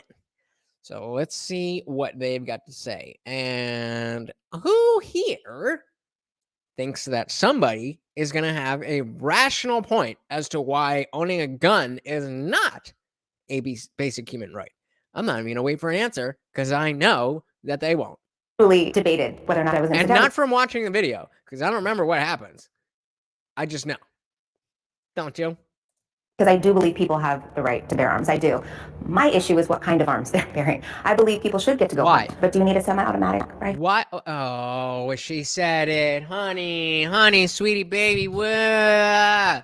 Especially semi-automatic. Like, why does anybody need a semi-automatic? I would bet $1 billion that she doesn't know what semi-automatic means. Why? Because maybe a year ago, I thought from playing Call of Duty that semi-automatic meant the burst. Brah, brah, brah. That's what I thought semi-automatic meant because I didn't know shit about guns. But I had very strong opinions on who should have guns and who should do what and all of that. But clearly, she doesn't even know what the fuck she's talking about. All right, we're going to try to do this. You guys are not even going to notice that I'm taking a piss as we continue. To do that, I'll tell you personally, I'm afraid of guns personally myself, but I just think there need to be stricter regulations with it. And that's all it is. It's about fear. It's an emotional argument from fear. It's not about logic. It's not about rationality. It's not about anything other than fear of the unknown. The majority of people who die by gunshot are women in a domestic violence situation. So mass shootings definitely don't want automatic rifles. Hence that. Is that true? I don't think that's true. I kind of feel like the majority of people who let's run that back. I want to make sure I got her argument properly. The regulations with it. But the majority of people who die by gunshot are women in a domestic violence situation. So mass shootings definitely. Okay, so let's dive into that real quick because we really need to figure that out. So, am I back? I'm back. Okay, so let's Google what is the exactly. Yeah, the majority of firearm is gang violence. Exactly. And I did not actually say it, but a free ego. Thank you. Semi-automatic is literally the most basic fire type of all guns. Also, because I didn't know. How did I confuse burst fire with semi-automatic? Because I didn't know. Nobody told me. I was just listening to liberal outlets talk about what it is and semi-automatic and assault style rifle. This is the language that they use. It's the same reason these people don't know what the fuck they're talking about. It's the same reason I didn't know what I was talking about. And it wasn't until somebody was like, no. Semi-automatic just means one press equals one bullet. Like, oh. Well, that's pretty much every gun, right? If we're not talking about like muskets, that's just a regular gun. Then you find out that most gun homicides aren't even done with long barrel rifles. They're done with handguns. So every issue that the military style, So what did she say? Most, okay. Most, who is the victim? Victim of, who is the largest victim of gun deaths? Let's see. It is Google, so, you know. All right, that already is propaganda. Pew. Okay, that's, you know, what are we going to do? Most Americans. So, more Americans die. So, already, the self-deletion accounted for more than half of the U.S. gun deaths. That doesn't sound... Oh, wait, sorry. That doesn't sound... Right here. That doesn't sound like victims of domestic violence. What share? 54% of all gun-related deaths in again, self-deletion. While 43% were murders. Okay, murders of who?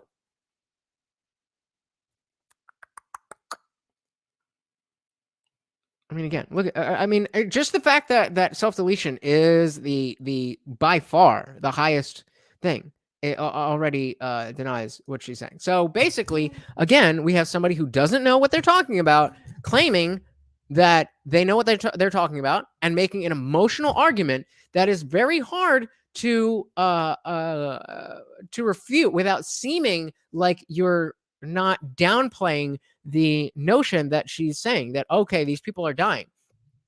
It's not that it's not a big deal that those people are dying. It's just that that's not the case, lady. Free Guy says lever action, pump action, bolt, semi-automatic, muskets, etc.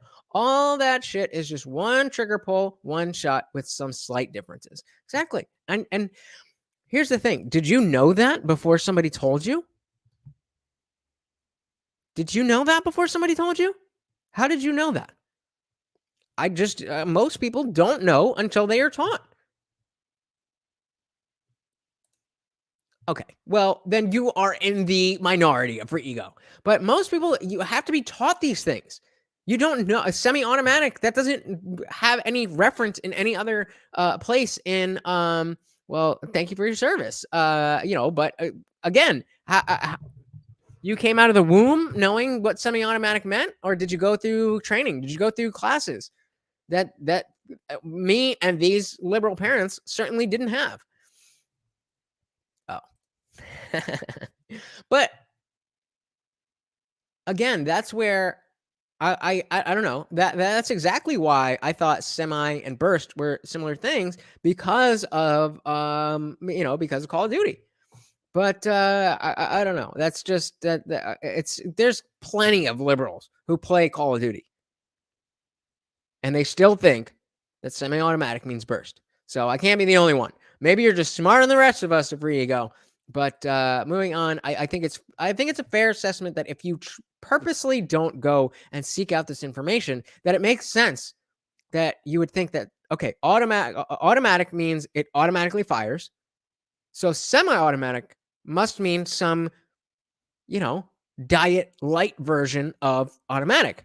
And while it is, we're not really thinking about it in the terms of, okay, semi-automatic versus musket. We're thinking automatic versus handguns. This is the way that people who don't know about guns, and I still am very, very ignorant on guns. This is the way that these things are thought of, because this is what the words mean. And again, this goes back to a whole other thing I have about the way that liberals and leftists obfuscate reality by changing the meaning of words. So that's a whole other thing. But that's where it comes from. It's just assuming, okay, I know what automatic means. You hold it down and it sprays bullets. So semi-automatic must mean that's the logic.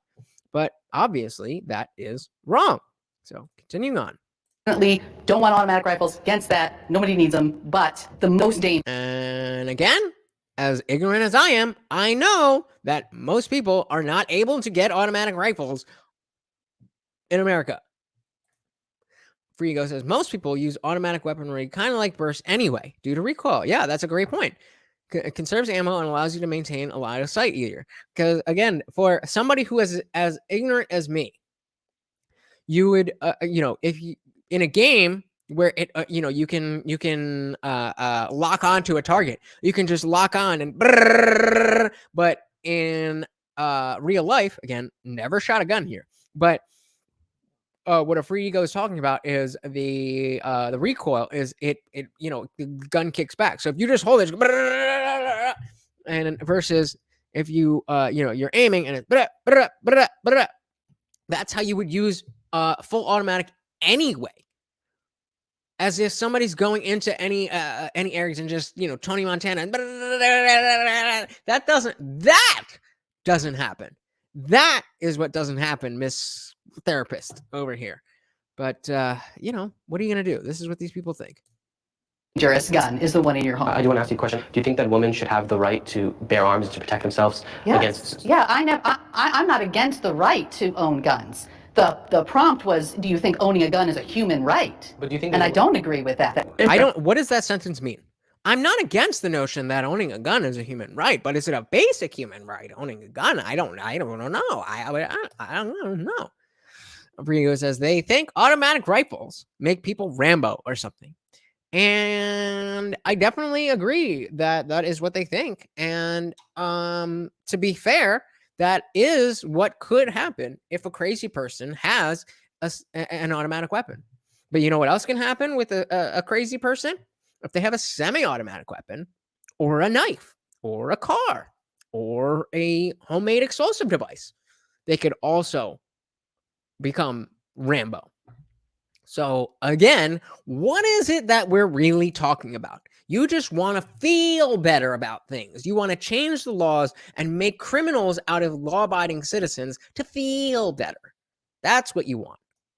Perspective, I grew up in a gun-riddled neighborhood. I myself am a gun owner now because of the fact that I had to create some type of means of self-defense. So why did you disagree? I disagreed because I would prefer not to be. I think it's not a human right as much as almost a necessity for a lot of people. And not everyone. There's a lot of okay. It's not a right, but it's just a necessity for all people. What? It's not a right. It's just a basic necessity for all people. Sounds like a right. David Doomy says, had a blast. Off to more boring errands and have a great day. Thank you so much for joining. Please subscribe, follow. I don't even know how Twitch works, but I appreciate you watching with us. I am going to be doing a lot more of this stuff. I'm very much active on YouTube, so definitely check out the I Didn't Read Your Book podcast channel on YouTube.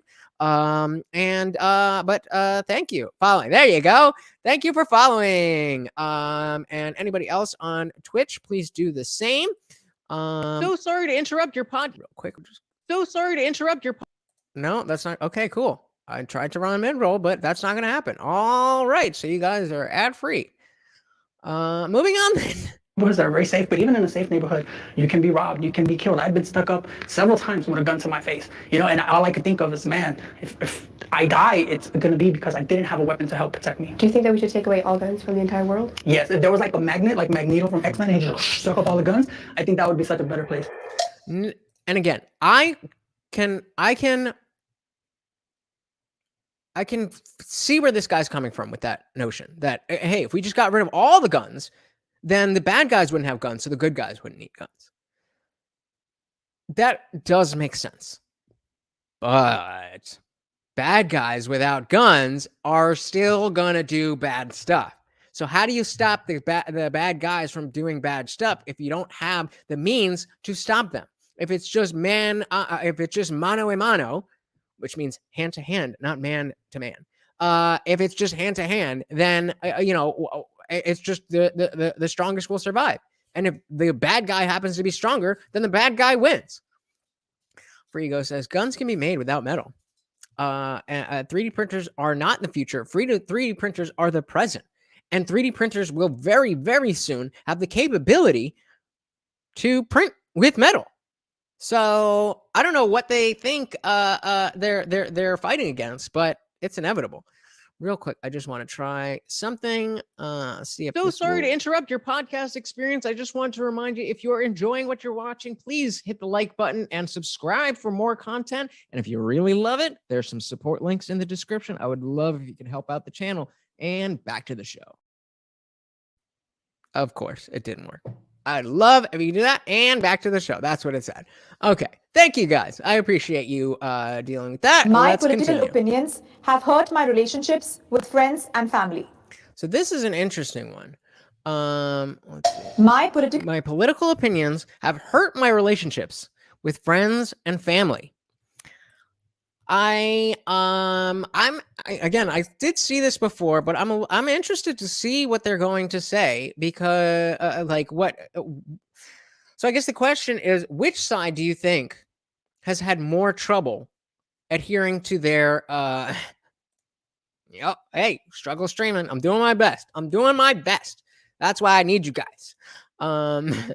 But which side do you think is going to be more so willing to sever ties with their beliefs? Is it the conservative teens who are going to be ostracized, or is it the liberal parents who are going to block others because of being liberal? Both to assume these virgins. Oh, Jimmy Dean, I love you, man. Oh, that's funny. Free Ego says, I don't trust most of my family with politics, especially my leftist sister. Yeah, I mean, both my siblings, my older brother and my younger sister, live in Philly, and they, city life is very congruent with liberalism. I was uninvited to Thanksgiving, which is usually my birthday celebration. My birthday is November 28th. So oftentimes Thanksgiving falls on my birthday, but if not, it's usually in the same week. So usually the Thanksgiving dinner celebration is, my birthday is folded into that, especially now I'm 32. It's not like when I was younger where I needed a whole party, but it was always nice to have, the acknowledgement, the validation of, hey, everybody cares in my family. That's my birthday. But this year, or actually the last 2 years, my birthday doesn't come this year, but the last 2 years, 2020 and 2021, I just didn't get a birthday because I was unjabbed, and therefore, hands off. We can't celebrate you. You're one of those. Jimmy Dean says, well, which is worse, being gay or being a Nazi? What about being a gay Nazi? I mean, obviously the sarcasm is thick with this one, but it's, there's a lot of people who would say either or. And that just demonstrates the bifurcation of reality in our society. It's sad. We got to end this. We got to get back together. So any predictions on the numbers? We got our 3 teens. Will they agree? We've got our 4 parents. Will they agree with the prompt? My political opinions have hurt my relationships with friends and family. Let's see what they've got to say. So Free Ego thinks everybody is going to be in on this. So let's see if he's right. Opinions have hurt my relationships with friends and family.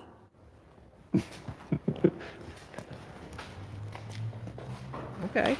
During 2020, when so we got 2 adults. Oh, we got 3 adults and 1 teen. I think that makes a lot of sense.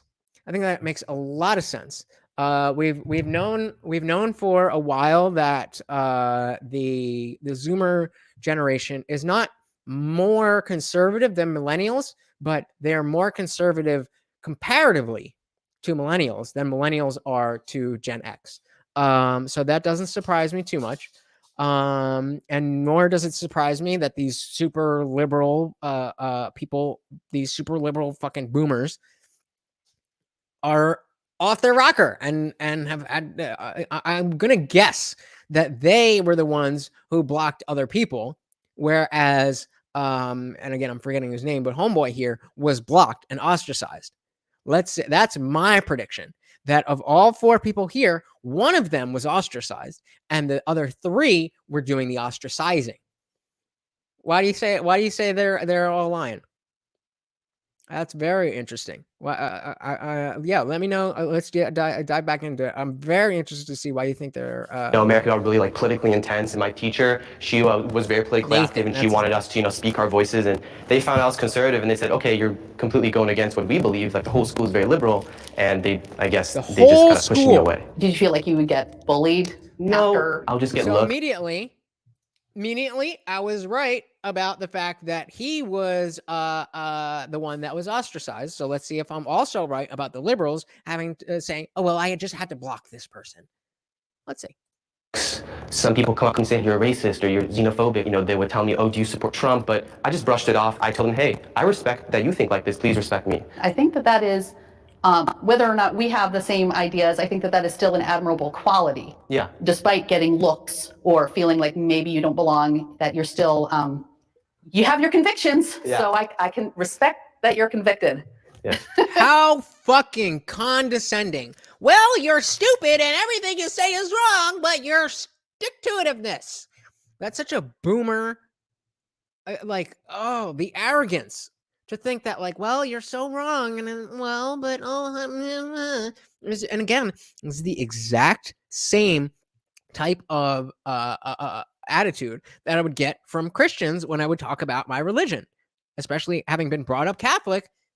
Then it's like, well, you've thought a lot about this, and it's very cute, but one day you'll come back to God. It's like, will I? Will I though? Free goes as a keyword here is that the keyword of that is friends. Any friend you missed out on, any friend you missed out by your Jesus fucking Christ. Sorry. Any friend you missed out by your political opinion fits the definition. It's interesting because that wasn't always the way things were. I think Frigo, you said you were a Zoomer, and things weren't always like that. Very, very recently, you could have different ideas, and it was just like, oh, okay, you think that. And what band you listened to was way more important than your politics as a teenager. But we're in a new world. We're in a new world. I think being liberal, we think of the right as being stuck in the sand. It's interesting to hear that liberals were not having his right opinion. I think that everyone should have their opinion. Well, I think we're talking about issues that aren't a matter of opinion, but a matter of your morality, the value of human lives. Except that you're pro-choice and you're talking about the value of human life. Come on. How am I supposed to take you seriously when this is how you approach things? You talk out of both sides of your mouth on the most basic things when you're talking to a teenager. Had to personally block a few people on Facebook, family members. Oh, wow. Burase! I've had to block some people because they were so toxic by not agreeing with exactly what I had to say. What did I say? Homeboy here was just trying to live his life, say, hey, you think differently than I do? That's perfectly fine. Blocked. But Karen over here, well, I had to do this because these Trumpers were saying oh my God, you have to get that. Exactly. That as Frigo said, a Trump voter, you're banned. I can't have that toxicity of free thought, a difference of opinion. How dare you? This is what these people, this is how these people operate. Mostly men that are married to the women in my family. Hey, this conversation is really getting personal and hurtful. And if you carry on this way, I'm going to have to block you. Were they harassing you? I feel very harassed. Yeah, I'm belittled. I feel like I was harassed, because they didn't agree with everything that I said, and they challenged me, and I said some things that were completely not backed up by anything, and then they challenged me. So yes, I absolutely felt harassed. What even is harassment if it's not everybody agreeing with not agreeing with everything that I think. Ostracized, or was there someone that you? I think on my end, it was myself. I understand people have different beliefs, and I respect that. And I think it's good for everyone to share their beliefs. That's the way we progress. But I think when people become ignorant or offensive consistently without any type of evidence or any type of backup behind that, that's the point where I say, you know what, I probably shouldn't be friends with you, because you may smile in my face, but behind my back, you have a different sentiment. I haven't lost any relationships because me and my friends don't really dive into politics. We kind of just play video games and talk about comics together. I think if you lose a relationship over politics, that's kind of sad. Unfortunately, it's a part of growing up. Yeah. I do agree. I mean, it's easy as a 15-year-old to just be like, hey, let's play video games and not really care about anything, because that was me way past 15. When I was 18, when I was 20, when I was 21, when I was 23. I mean, fucking, how old was I in 2015? Like, turned 20, 24, 25 before I really cared about this stuff. So I definitely agree that, you know, it is a part of growing up that it becomes more important. And it's like, oh, this stuff is actually affecting me. I gotta figure out where I stand on this stuff. And not everybody that I like playing video games with, not everybody that, for me, playing music with or skating with, not all of those people are going to agree. And, you know, when it happens naturally like that, and it's like, okay, we just drifted apart because we see life differently. No harm, no foul. But when you are saying, hey, if you continue to express opinions that are not exactly my opinion, then I have to erase you from my whole life. That's an issue. That's an issue. For sure. Hopefully you won't lose any friends, but usually as you get older, start to see those divides a little clearer. When you guys are older than us, was it like this going back 20 years ago? Politics has changed so much, and I think you touched on it, that now it's being associated, policy is being associated with ethics. I haven't lost any friendships or relationships because I won't allow that to happen. I believe that the majority of us, probably about 80%, are in the middle with varying degrees. And there are those people who are very, very conservative, very, very ultra-liberal, who are the outliers. I think it's subtle. You have somebody that you meet with on a regular basis, you talk with them, you have a good time. If topics get brought up, and it's a oh, okay, you're one of those. They don't tell you that to your face, but it's kind of subtle. Oh, you're one of those. Your entire personhood is determined by your opinion on this thing. You know what I used to do? I used to do that with people who listened to bands that I kind of liked but didn't think were cool enough. Oh, you're one of those. You like this band? But I was 15. Grown adults. Grown adults. This is what the liberal mindset does. And I hate it because I think the Republican Party is such a useless institution. But, like, I don't know what else to do. I don't know what else to do. I don't know what to do. Also, I think with the prevalence of social media, people's opinions are a lot more there. So, Free Ego says, offense means nothing to me at this point. Everything is offensive to someone, and I can't be asked to give a damn. Yeah, that's how it used to be. That was the way that we used to operate, is that, hey, you're a grown adult, and if you don't like something, then just don't engage with it. Move on with your life. That's it. And now, it's all about, okay, you have to be... You guys see this motherfucker? You guys see this motherfucker climbing up here? Thank you. Okay. Well, I'm going to keep going. He's going to come back. But now it's all about, there he is. Come on, bro, leave me alone. You know how many of these I've given him already? You're going to get sick. Now, it's all about, it's your responsibility to make sure what you say is interpreted by other people in their brains the way that they like it. It doesn't really matter what you're saying. That makes sense, right? That's completely logical. That's a way to live, right? I never understood why anyone posted political opinions on social media. I think it's just annoying. Well, I have 3 kids. They know more about politics than I did when I was voting age. It's annoying, yeah.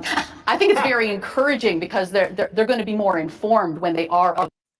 I think that's an interesting exchange, because it definitely is good for people to be politically initiated.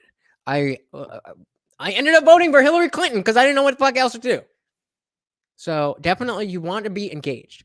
But the problem is that the sources of information that we have these days are so, again, bifurcated that it's not really about giving you information. It's about pushing you to one side or the other. Admittedly, there are a number of places where I think you can get not unbiased information, but information that supersedes its bias. I would love to believe that this is a place for that, that I didn't read your book, that IDRYB is a place where you know exactly what I think.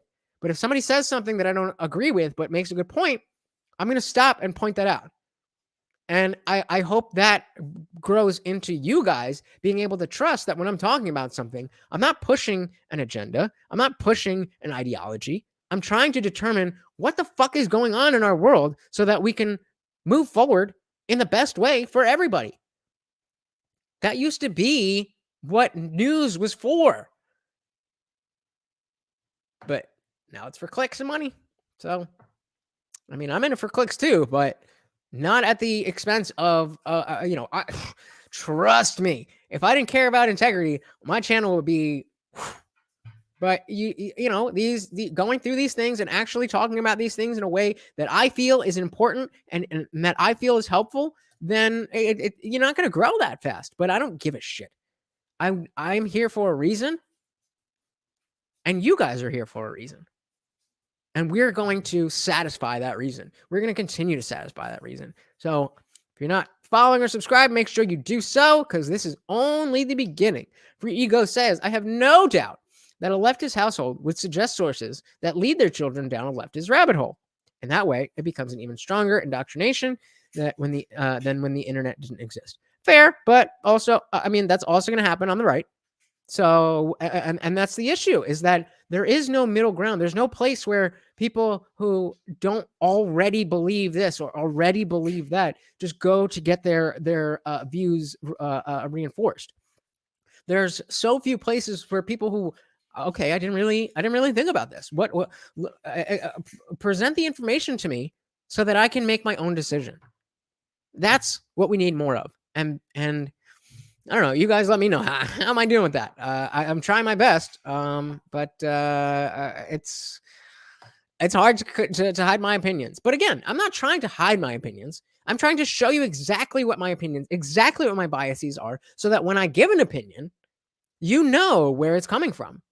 And if I say, "Oh, this lady is crazy," then you know I'm saying that she's crazy because X, Y, Z. And if you don't agree with X, Y, Z, then you know that you don't have to think that about her, but you know where I'm coming from. And that's all I can do for you guys. Voting age. I mean, yeah, it makes life more divisive. I mean, there's more arguments and stuff, and more relationships ending because politics is such a big part of life. Hi, my name is Scott. I am a liberal parent. I have many children. I have 4. My oldest daughter is extremely left-wing. My 2 middle daughters are roughly right in the middle there. And then Chase is conservative. My name is Chase. I'm 19 years old, and I'm on the conservative teen side. My dad's Scott. We talk about politics, mostly gun rights and the government and the economy. We disagree, but we like hearing each other. Beast. That's very interesting. Usually you'll see, or in my experience, you'll see the opposite. Going back to, I'm not gonna be able to find it, but Jimmy Dean, if you're still here, that comment, the Zoomers will save us. This is the first time since, I don't even know, is it Three's Company? The show with Michael J. Fox. He was a conservative kid, and he had very liberal parents. That was, I think, the 60s, maybe the 70s. Since then, you don't really... Morty, go lay down. Since then, you don't really see liberal parents, just like we were talking about. Just like a Free Ego was just saying, that in a leftist household, this parent is liberal. But Chase here, to his credit, has carved his own path and is very open about those things, which I think is great. I think it's better that the two of them disagree and have the conversations than they just, sit around and jerk each other off with agreeing with each other. It's a little bit, it definitely started out as the opposite with my dad and I, where I was this super liberal dude, and he's a lifelong Republican. And it started off very contentious. But as things have changed, political conversations have gotten a lot easier. Now, as he's getting older, he's less concerned with, having his finger on the pulse. He's approaching 70. He's done his bit. So I don't blame him for that. But as somebody who I'm 32 years old, I'm getting right into where I am the prime demographic of what happens with the future of our nation. So it's very interesting to see. So kudos to both of them. Not only for having that type of relationship, but for coming on the side. The feminist movement is overrated. Oh, the feminist movement is overrated. The feminist movement is overrated. What will they say? I'm gonna guess none of them, because I think the kids are young enough where feminism is kind of this ubiquitous synonym for egalitarianism, and they haven't really seen the vitriol of what feminism can turn into. And then of course the little parents go, of course, feminism is the greatest thing ever. That's what I'm guessing. Any guesses? Any guesses from anybody? While we wait, we're gonna do this one more time. So sorry to interrupt your podcast experience. I just want to remind you, if you're enjoying what you're watching, please hit the like button and subscribe for more content. And if you really love it, there's some support links in the description. I would love if you could help out the channel. And back to the show.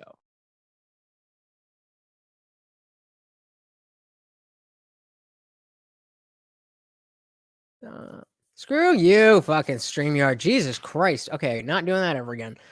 Well, thank you for sitting through that. Let's continue.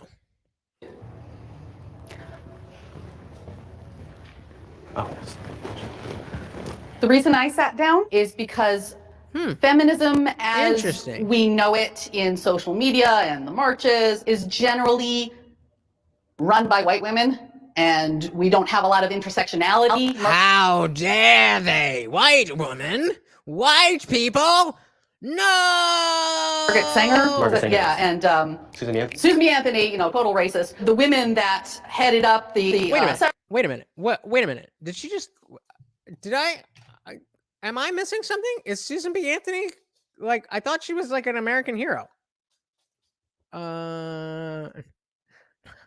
Right, that's what I'm saying. I want to make sure I heard her. Susan B. Anthony, total racist. Okay, we gotta. What?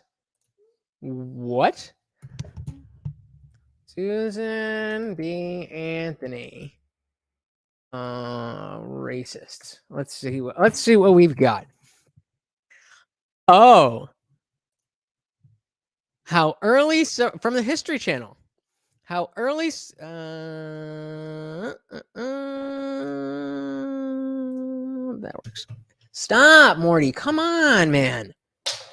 How the early suffragettes left black women out of their fight. In the long battle of women's suffrage, the passage of the 19th Amendment led some leading activists prioritize white women's suffrage over voting rights of all women. Two of the most prominent women suffragists, Susan B. Anthony and Elizabeth Cady Stanton, were at one time part of the American Equal Rights Act Association, Equal Rights Association, a group formed with Frederick Douglass. Isn't he black? I could be wrong about that. In 1866, the organization's goal was to win votes for both women and African Americans. What a racist! What a racist! There's tension from the very beginning. Black women fell out of this equation during the convention. Black suffragist Frances addressed how the framing was unhelpful for her. And Harriet Tubman, whose courage and bravery won a recognition from our army and from every black man in the land, is excluded from every thoroughfare of travel. So basically, because she didn't fight two battles in one, not only getting the vote for women, but for fighting for black women as well, she's a racist. Beautifully said. That does not take away from their achievements. And it is that's offensive. Talking about offensive. That is offensive. Exactly. Almost like people in the 1800s were racist. But then of course, when you bring up any type of scientific thing in the context of atheism and religion, you'll hear, well, that person was a Christian. It's almost like in the 1800s, everybody was a Christian or everybody was religious. So, that doesn't take away from their achievements. Oh my God. Total racist for not fighting for two entire swaths of humanity at once. What a bigot. What are you doing, bitch? Who the fuck are you fighting for? Women that headed up the suffragette movement, they were not inclusive. Of course, yes. And they wanted rights for white women. That's true. And that thread has followed us to be very exclusionary. How? Again, this is a very common thing on the left. Just making claims as if that is an argument. And that thread has followed us. How? You can't just say that and then it's true. How has it followed us? In what way has it followed us? Because I would say it hasn't. That's just me. I don't know. Frigo says retroactive thought crime is reductive and easily disproven by examining culture. Exactly. I mean, it's silly. It's ridiculous. And it should be the teenagers who are saying silly shit like this, not full-grown adults. I would be able to give a pass if a teenager was saying something like this. But this is a fully grown adult and parent. To Black women, disabled women, women of color, indigenous women. I don't think that feminism in America is based off racism. The reason why there's more white feminists is because there's a higher white population in America. So generally there's going to be more white feminists because of that. I think that definitely in the beginning of feminism, feminists wanted votes for women, that women would be allowed to work, would be allowed to go to universities and such. I definitely agree with that, but I think that feminism has gone too far into saying my body, my choice, and saying that women are not Eden, all equal, is her name? saying that women are being suppressed by white men and such things. All right, the disagreeers. All right. No, we got a long way to go. There's just not enough done. In America or just in the world in general? Well, America, for sure. The world in general. Yeah, America's just this horrible, horrible place. Like, oh my God, like it's so bad. Oh man. Like, how? Again, just making claims without anything. Where are women treated better in the world than America? Oh, that's what I thought. I agree with you. I think that women should be able to do everything that men can, but we also have to protect ourselves. So if you want to be a stay-at-home mom and do one of the hardest jobs on You mean like with guns? the planet, you absolutely should be able to do that. But you should also discuss with your partner and put in things into place so that you're protected if you choose to do that. Some women aren't doing that, like life insurance and things like that. I think. Oh, she's talking about money. She wants money. She's not worried about protection. She's worried about money. The liberal women always comes back to money. Part of feminism is being able to take care of yourself. Capitalism is failing our society. Oh, Jesus. Oh, Jesus. So again, what do we think? What are they going to say? So for my own position on this is that capitalism has lifted more people out of poverty than any other economic structure ever. Is it perfect? Absolutely not. Do we have a free market in America? Absolutely not. Do we have unfettered capitalism? No. And so the version of capitalism that we have has many flaws because of the way the government has come in and changed what capitalism is supposed to be. If the government had now, I am not saying that we need a complete laissez-faire, no government in the private sector at all. I just think it should be minimal. There are definitely things that I think as a advanced Western society that you should not be able to take advantage of people just because you can take advantage of them in this way or that way. I definitely believe that the government should be involved in some of those things. But again, it should be a minimal thing. As far as two people are willing to engage in commerce and trade time, labor, money, whatever for whatever, the government has no role in that. And it's not capitalism that's failing our society. It's the government's obfuscation of capitalism that is failing our society. And Frigo says capitalism is not even fully defined by most of these people. And goes on to say, people confuse capitalism with corporatism all the time, in part due to the sheer size of current day corporations and their monetary growth. That's exactly what I was talking about, Frigo. 100%. I think that, we've gotten to a place where, the oligarchy, crony capitalism that we have is not ideal. But that doesn't mean socialism wins. Like, that's not you're missing a step there. It's not like, okay, so we have issues with our economic system, so communism. Like, well, hold on. You're missing a couple steps there. I'm with you. I'm listening, but you got to take me there. You got to walk me through it. You can't just say, well, I'm poor, so government fix it. What? Who's coming up? Of course, the liberal system that just values production, consumerism until you die.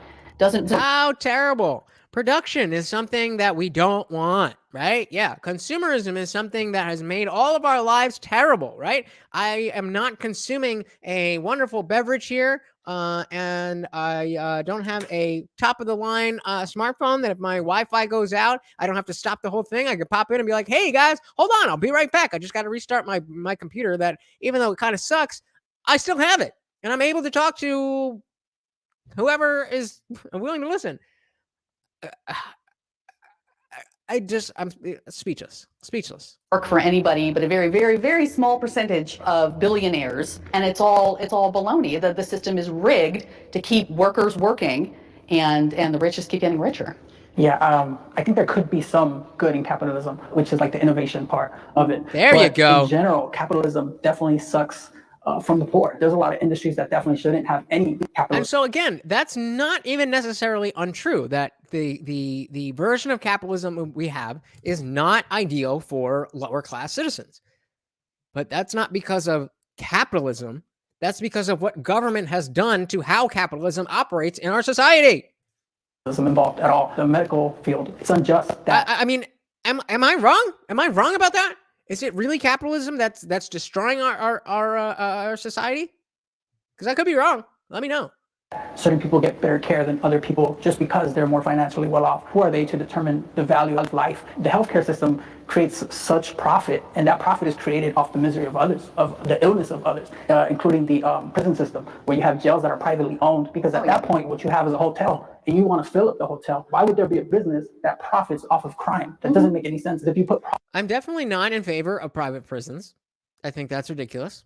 But that's private prisons. That's not the entirety of capitalism.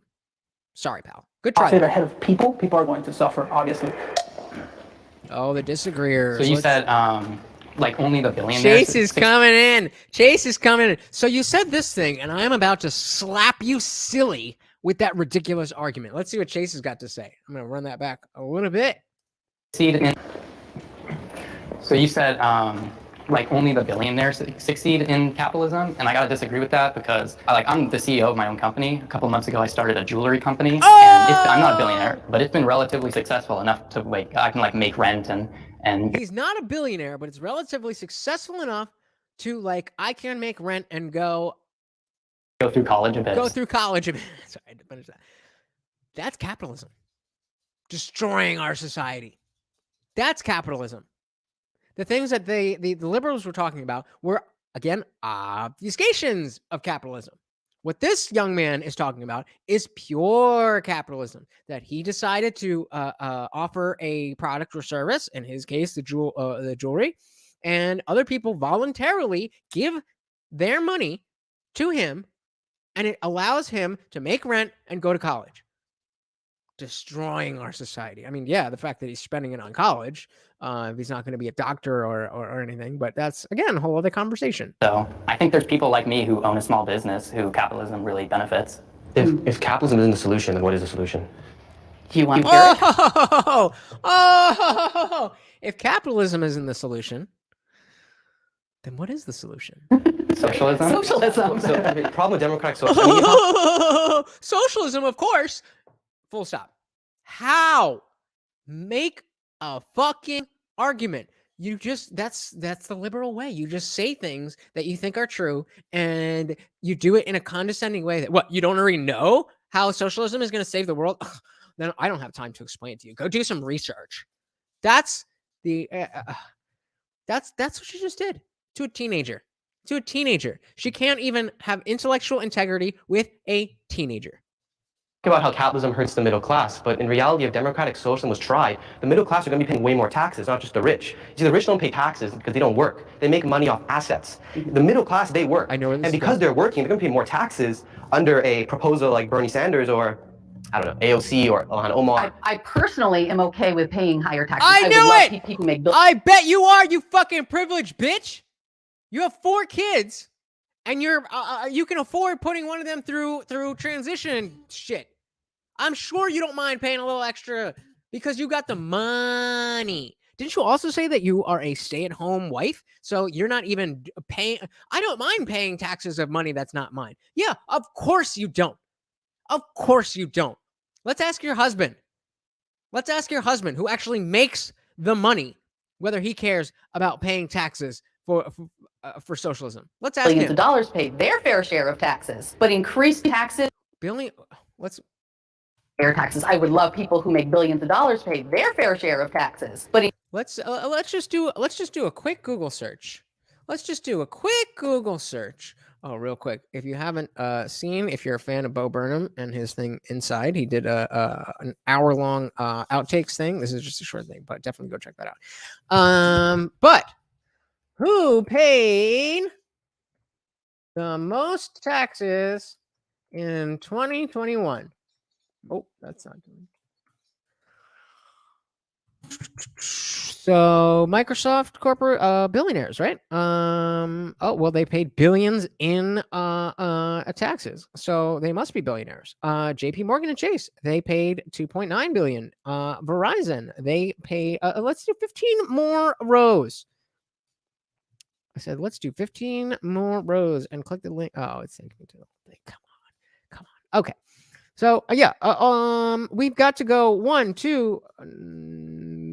So there's 1, 2, 3, 4, 5, 6, 7. 7 out of the top 15 payers of taxes are billionaire entities. So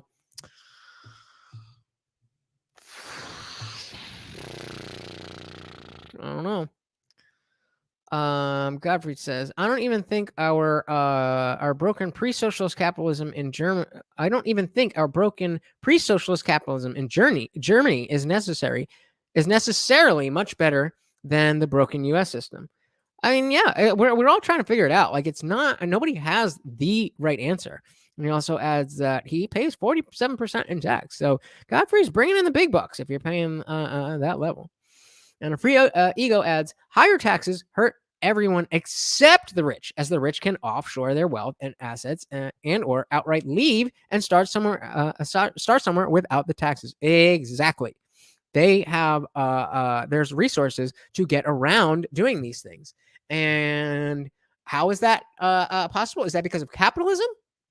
Because remember, we're still on the prompt. Capitalism is failing our society. Is that what's wrong? Or is it the government coming in and all the red tape and bureaucracy and letting these people be in this bracket? And it's the government. It's not capitalism. That's it. Refute. I have yet to hear anybody refute that notion. And until I do, if somebody does, I'm happy to hear it. I'm happy to listen.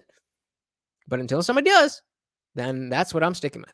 Increase taxes for a better situation for people overall. That is exactly what I stand for. I'm not sure that socialism is the answer. Yugoslavia before World War II did okay, but they didn't do all that great, and they were taken over quite quickly. What I'm thinking is capitalism, although is not the best solution, is one of the best solutions for a democratic society. Okay, so we got a liberal parent saying that capitalism is, if not the best, at least better than socialism. So fair enough. That's what I would expect. That's what I would expect. Like, yeah, of course, there's issues with our corporations and, money in politics and all that, but we're not going to be like communists. That's like a whole different degree of shittiness. That's the only rational thing that I've heard out of the liberal side, except for the dude about Shishmorshin saying that he's not pro-choice or pro-life. So we got 2 good points out of the 4 adults on the panel. About wealth distribution. And then money becomes a very big role too, because the ones that have less money become envious of those that have more money. And then money is like, it becomes a god because you don't want anyone else to have that money but yourself. And if you, for example, look at the Scandinavian countries, they have a capitalistic market, but they have a socialist wealth distribution. And that's why it works over there. And I personally come from Europe, so I have seen that. So you think that works? I personally don't think that works. I think it takes a lot of money from the rich and from the middle class. All right. My name is Nathan. Let's I'm go, 18 years Nathan. old. I would like to ask the other side if they believe America is the greatest country in the world. If they disagree with that, I want to know what country they believe is better than America. Yo, motherfucker, dude is coming with the heat. Is American? Oof, yeah, I bet it does. 47%. But hey, I bet you that he probably takes home more money than both of us put together if he's paying that much. But again, Nathan, 18 years old, coming ready. He has a question that, okay, I have this position, and I understand that people think differently than I do. So if you think differently than I do, this is a crux of why I believe what I believe. So let me ask you this, and I hope that they actually do that, because that would be very interesting, and that would be Nathan's time to shine. But let's see. I do believe it's a blessing and it's a privilege to live in a country that gives you the liberty and freedom and to express who you want to be. The American dream is dead. Oh, so what do you guys think about this one? The American dream is dead. I don't know about that one. I definitely, definitely the notion of, oh, you just work hard and you get the blah, blah, blah. That's a little bit outdated. That's a little bit antiquated, for sure. For sure. It's not as simple as that. Luck and privilege absolutely plays a part in what goes on. But I do still think that as long as you pay attention to what's going on, if you look for needs in society, whether that's a good or a service, and you fill that need, then you can do okay. And doing okay in America is being wealthy and rich, according to the rest of the world. You already know Jimmy Dean. 2.5 hours for we're only getting to the last 5 minutes of this half-hour video. And I was going to ask everybody, they did do a so this is conservative teens versus liberal parents. They did do liberal teens versus conservative parents. And when we're done, I was going to ask you guys if you want me to go in and do that. All I got to do is take the dog out and we'll start another one. But keep if you got the time, let me know. I'm down to keep going. So Free Ego says, it's dead for those who define the American dream strictly by material wealth, in my opinion. Fewer and fewer people are crossing the millionaire mark by the year. That is a good point. And I agree that, the American dream as depicted by, the Andy Griffith show in the 50s, that, a single income family working 40 hours a week could support a family of 5 and go on vacation and 2 cars, all of that stuff. We know that's not America anymore. We know that wages have stagnated. We know that production has gone up. We know that inflation, all of this stuff. So that aspect of that version of the American dream is not a thing anymore. But I still think that if you are looking to start from zero and make something of yourself, I don't know where you can do that better than the USA. Jimmy Dean says, I don't know, man. You said that America was only 30% meritocracy. Sounds like you think the American dream is dead. I did say that at some point. Are you referencing some a Filthy Casual stream from months and months ago? Because I do vaguely remember that. But I think that that isn't necessarily because of capitalism. That's because of the government intervention. And so the aspect of meritocracy definitely have it's issues, but if you don't have that luck, if you don't have the privilege of being born into a good position, you can still make something of yourself. And I just don't see that as relevant in other places. Kids versus conservative parents would be fun to watch, but ultimately just as futile. Floods are all going to be dead soon, so kids get their way anyway. I mean, yeah, fair enough. But I mean, I mean, I don't know how old you are, but I'm right. I'm dead set in the middle. These are. I'm right in the middle of these. Some of them are 18, some of them are 50. I'm 32, so this stuff it's definitely interesting to see where the people who are aging out, what they're thinking, and the people who are coming in, what they're thinking. And so obviously, it's not going to be the same teens and the same parents, but yeah, you guys let me know. So she's the only one who says the American dream is not dead. Again, I forget where this was relevant because I missed it, but she said something. She said a bunch of things. She said a bunch of things that they didn't use a quote or any kind of sourcing for.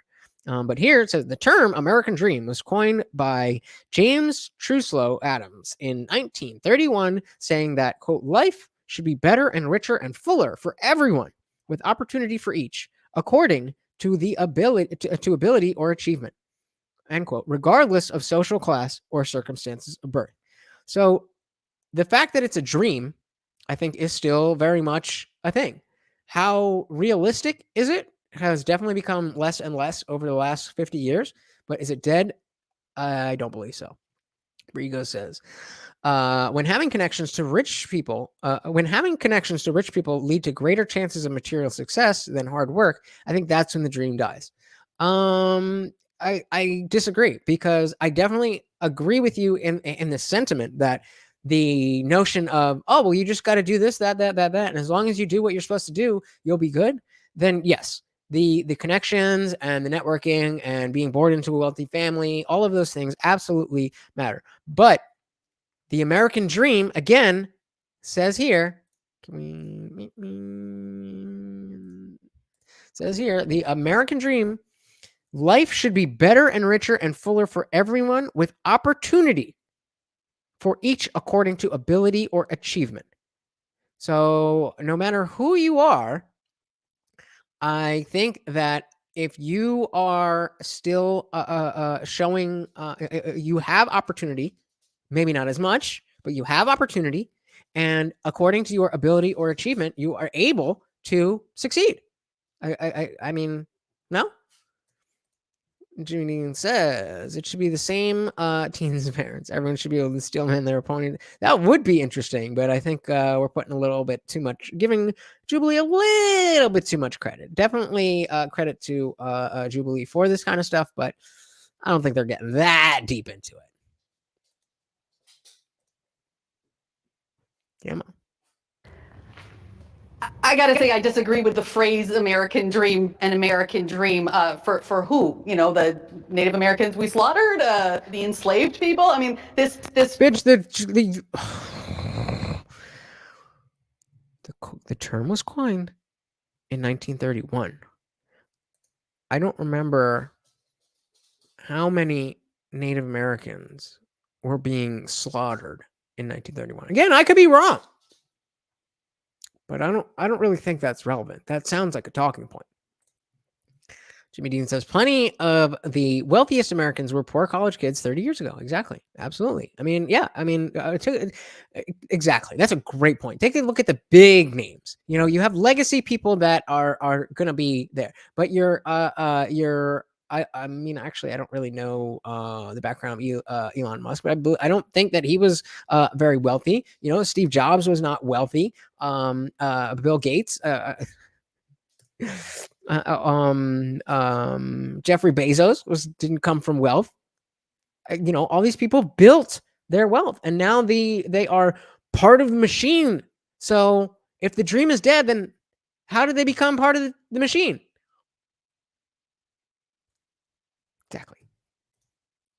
romantic idea that there's this dream is just basically marketing for capitalism. You know, it's very well funded propaganda, and has it inspired good acts and good people to do good things? Of course, because ultimately, in a large sense, humanity is good. But this idea of the American dream, I think, is I think the fantasy of it is being torn apart a little bit. And I think that's actually exciting, because it opens up room for something better, something more inclusive to grow.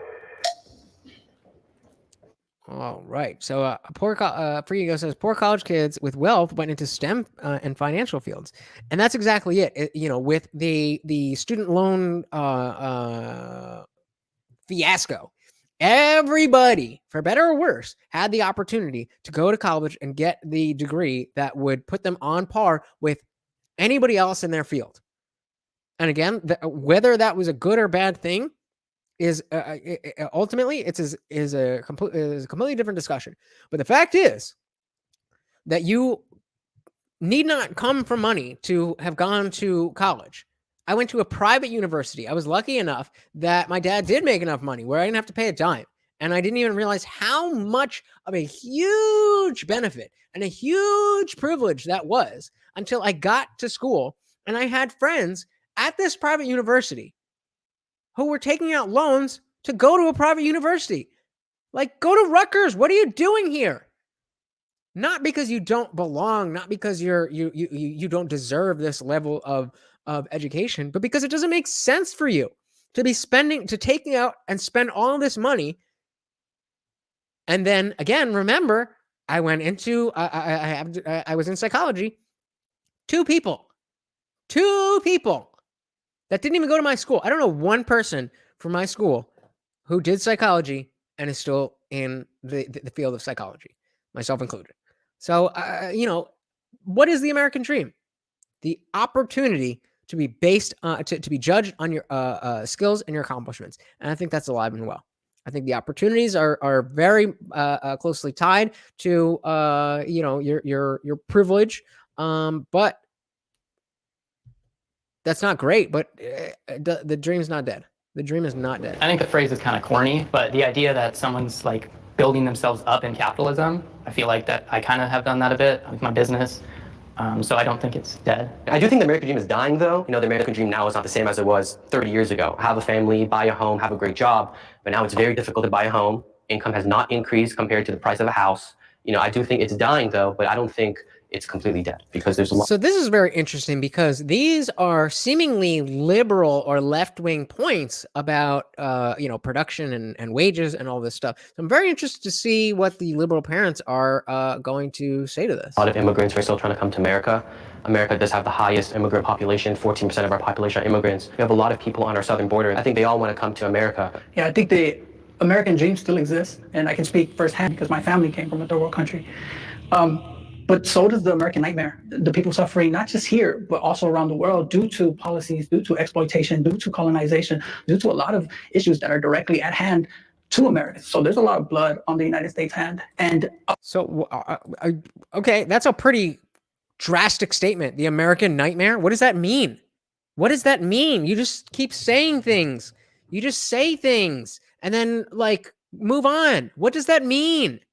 The American nightmare. A lot of people don't want to leave their home country, but the situations that have been created there are forcing people to leave. Like, my mother would have loved to stay in Mexico, but unfortunately, due to but she didn't, and she went where? To America? Why? Why did she go? Because of the American nightmare. Oh, okay, I get it. Makes perfect sense. Which had a lot to do with NAFTA and what happened in 1994, directly caused by Let's see, this says North America NAFTA, or the North American Free Trade Agreement, controversial trade pact signed in 1992 that gradually eliminated most tariffs and other trade barriers on products and services passing between the United States, Canada, and Mexico.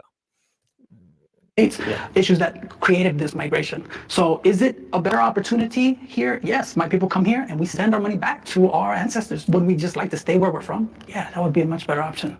As an immigrant myself, I definitely think that the American dream still exists. We long for the opportunities that people have here in America, for the job opportunities that people have, the innovations that are available in this free market economy, this capitalist country. So the American dream is in the eye of the beholder. If you're an immigrant or if you live here, it's different. It's going to be different. I don't like the idea of the American dream, but I am a person who's still going to always believe in hope. If you work hard and you take advantage of opportunities, you can make a difference in your life. I mean, you're an example of it. I'm so amazed by you. I think it's awesome what you're doing at such a young age. I am very, very impressed with you three. My hope for you is that you stay open-minded and that you're always willing to be learners and not just listeners. Yep. All right. So, I mean, what do you guys think? You know, we got a lot there. I wasn't sure whether I wanted to go through the whole video or just do point by point by point, but I appreciate you guys sticking around with me. I think this was very interesting to look at what exactly, at least for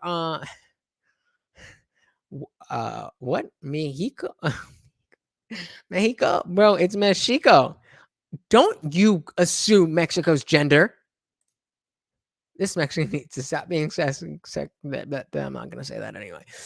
Very funny, very funny, very funny. Exactly. She's annoying because her mind is not open. It's not about what she believes or what she thinks. It's about the fact that she is stuck on believing that. And she's here to have a conversation with teenagers. And even that is not something that will let her open her mind.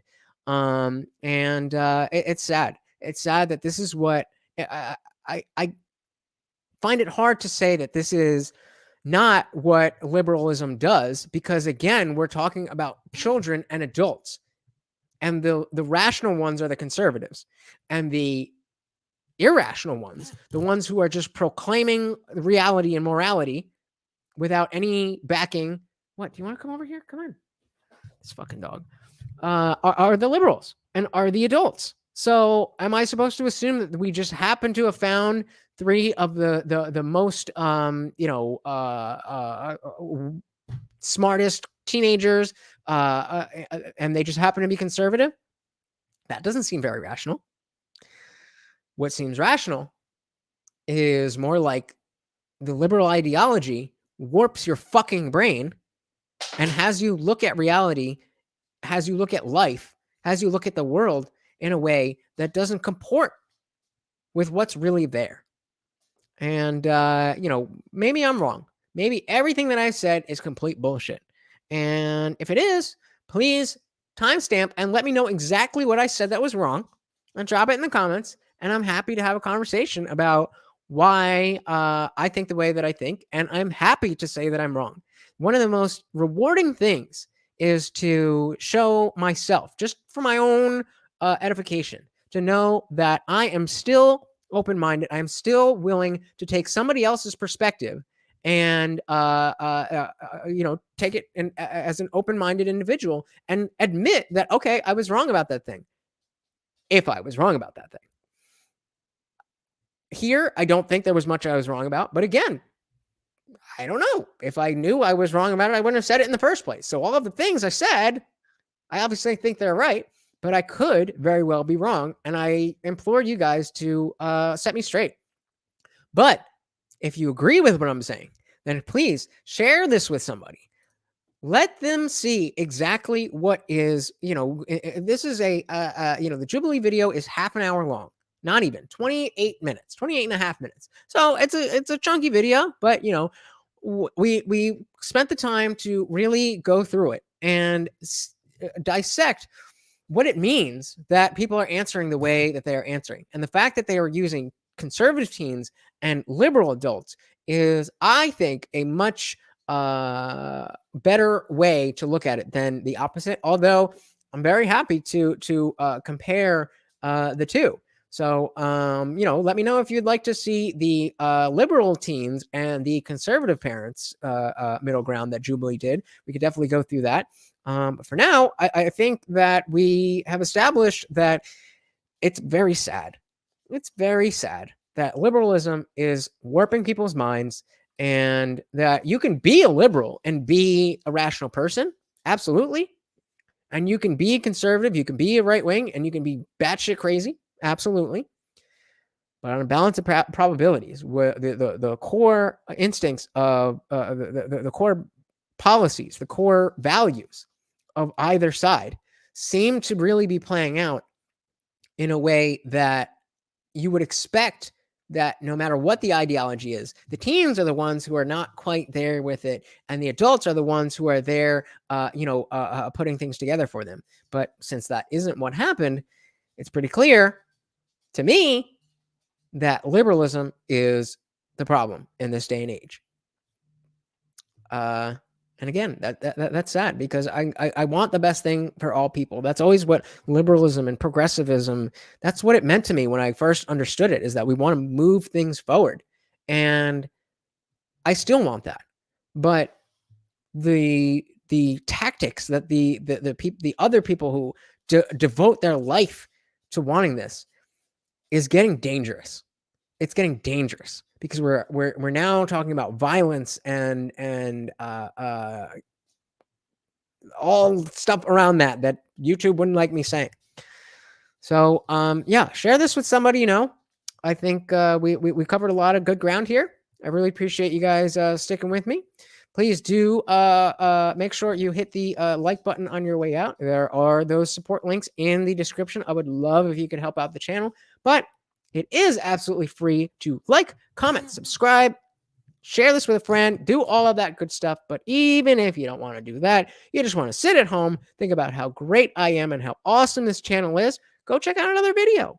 And that's free as well. Whatever you do, I'm glad that you were here, and I hope to see you again next time. Until then, I am Lutch. Don't forget to follow me here at IDRYBlutch on socials. Until next time, I am out of here.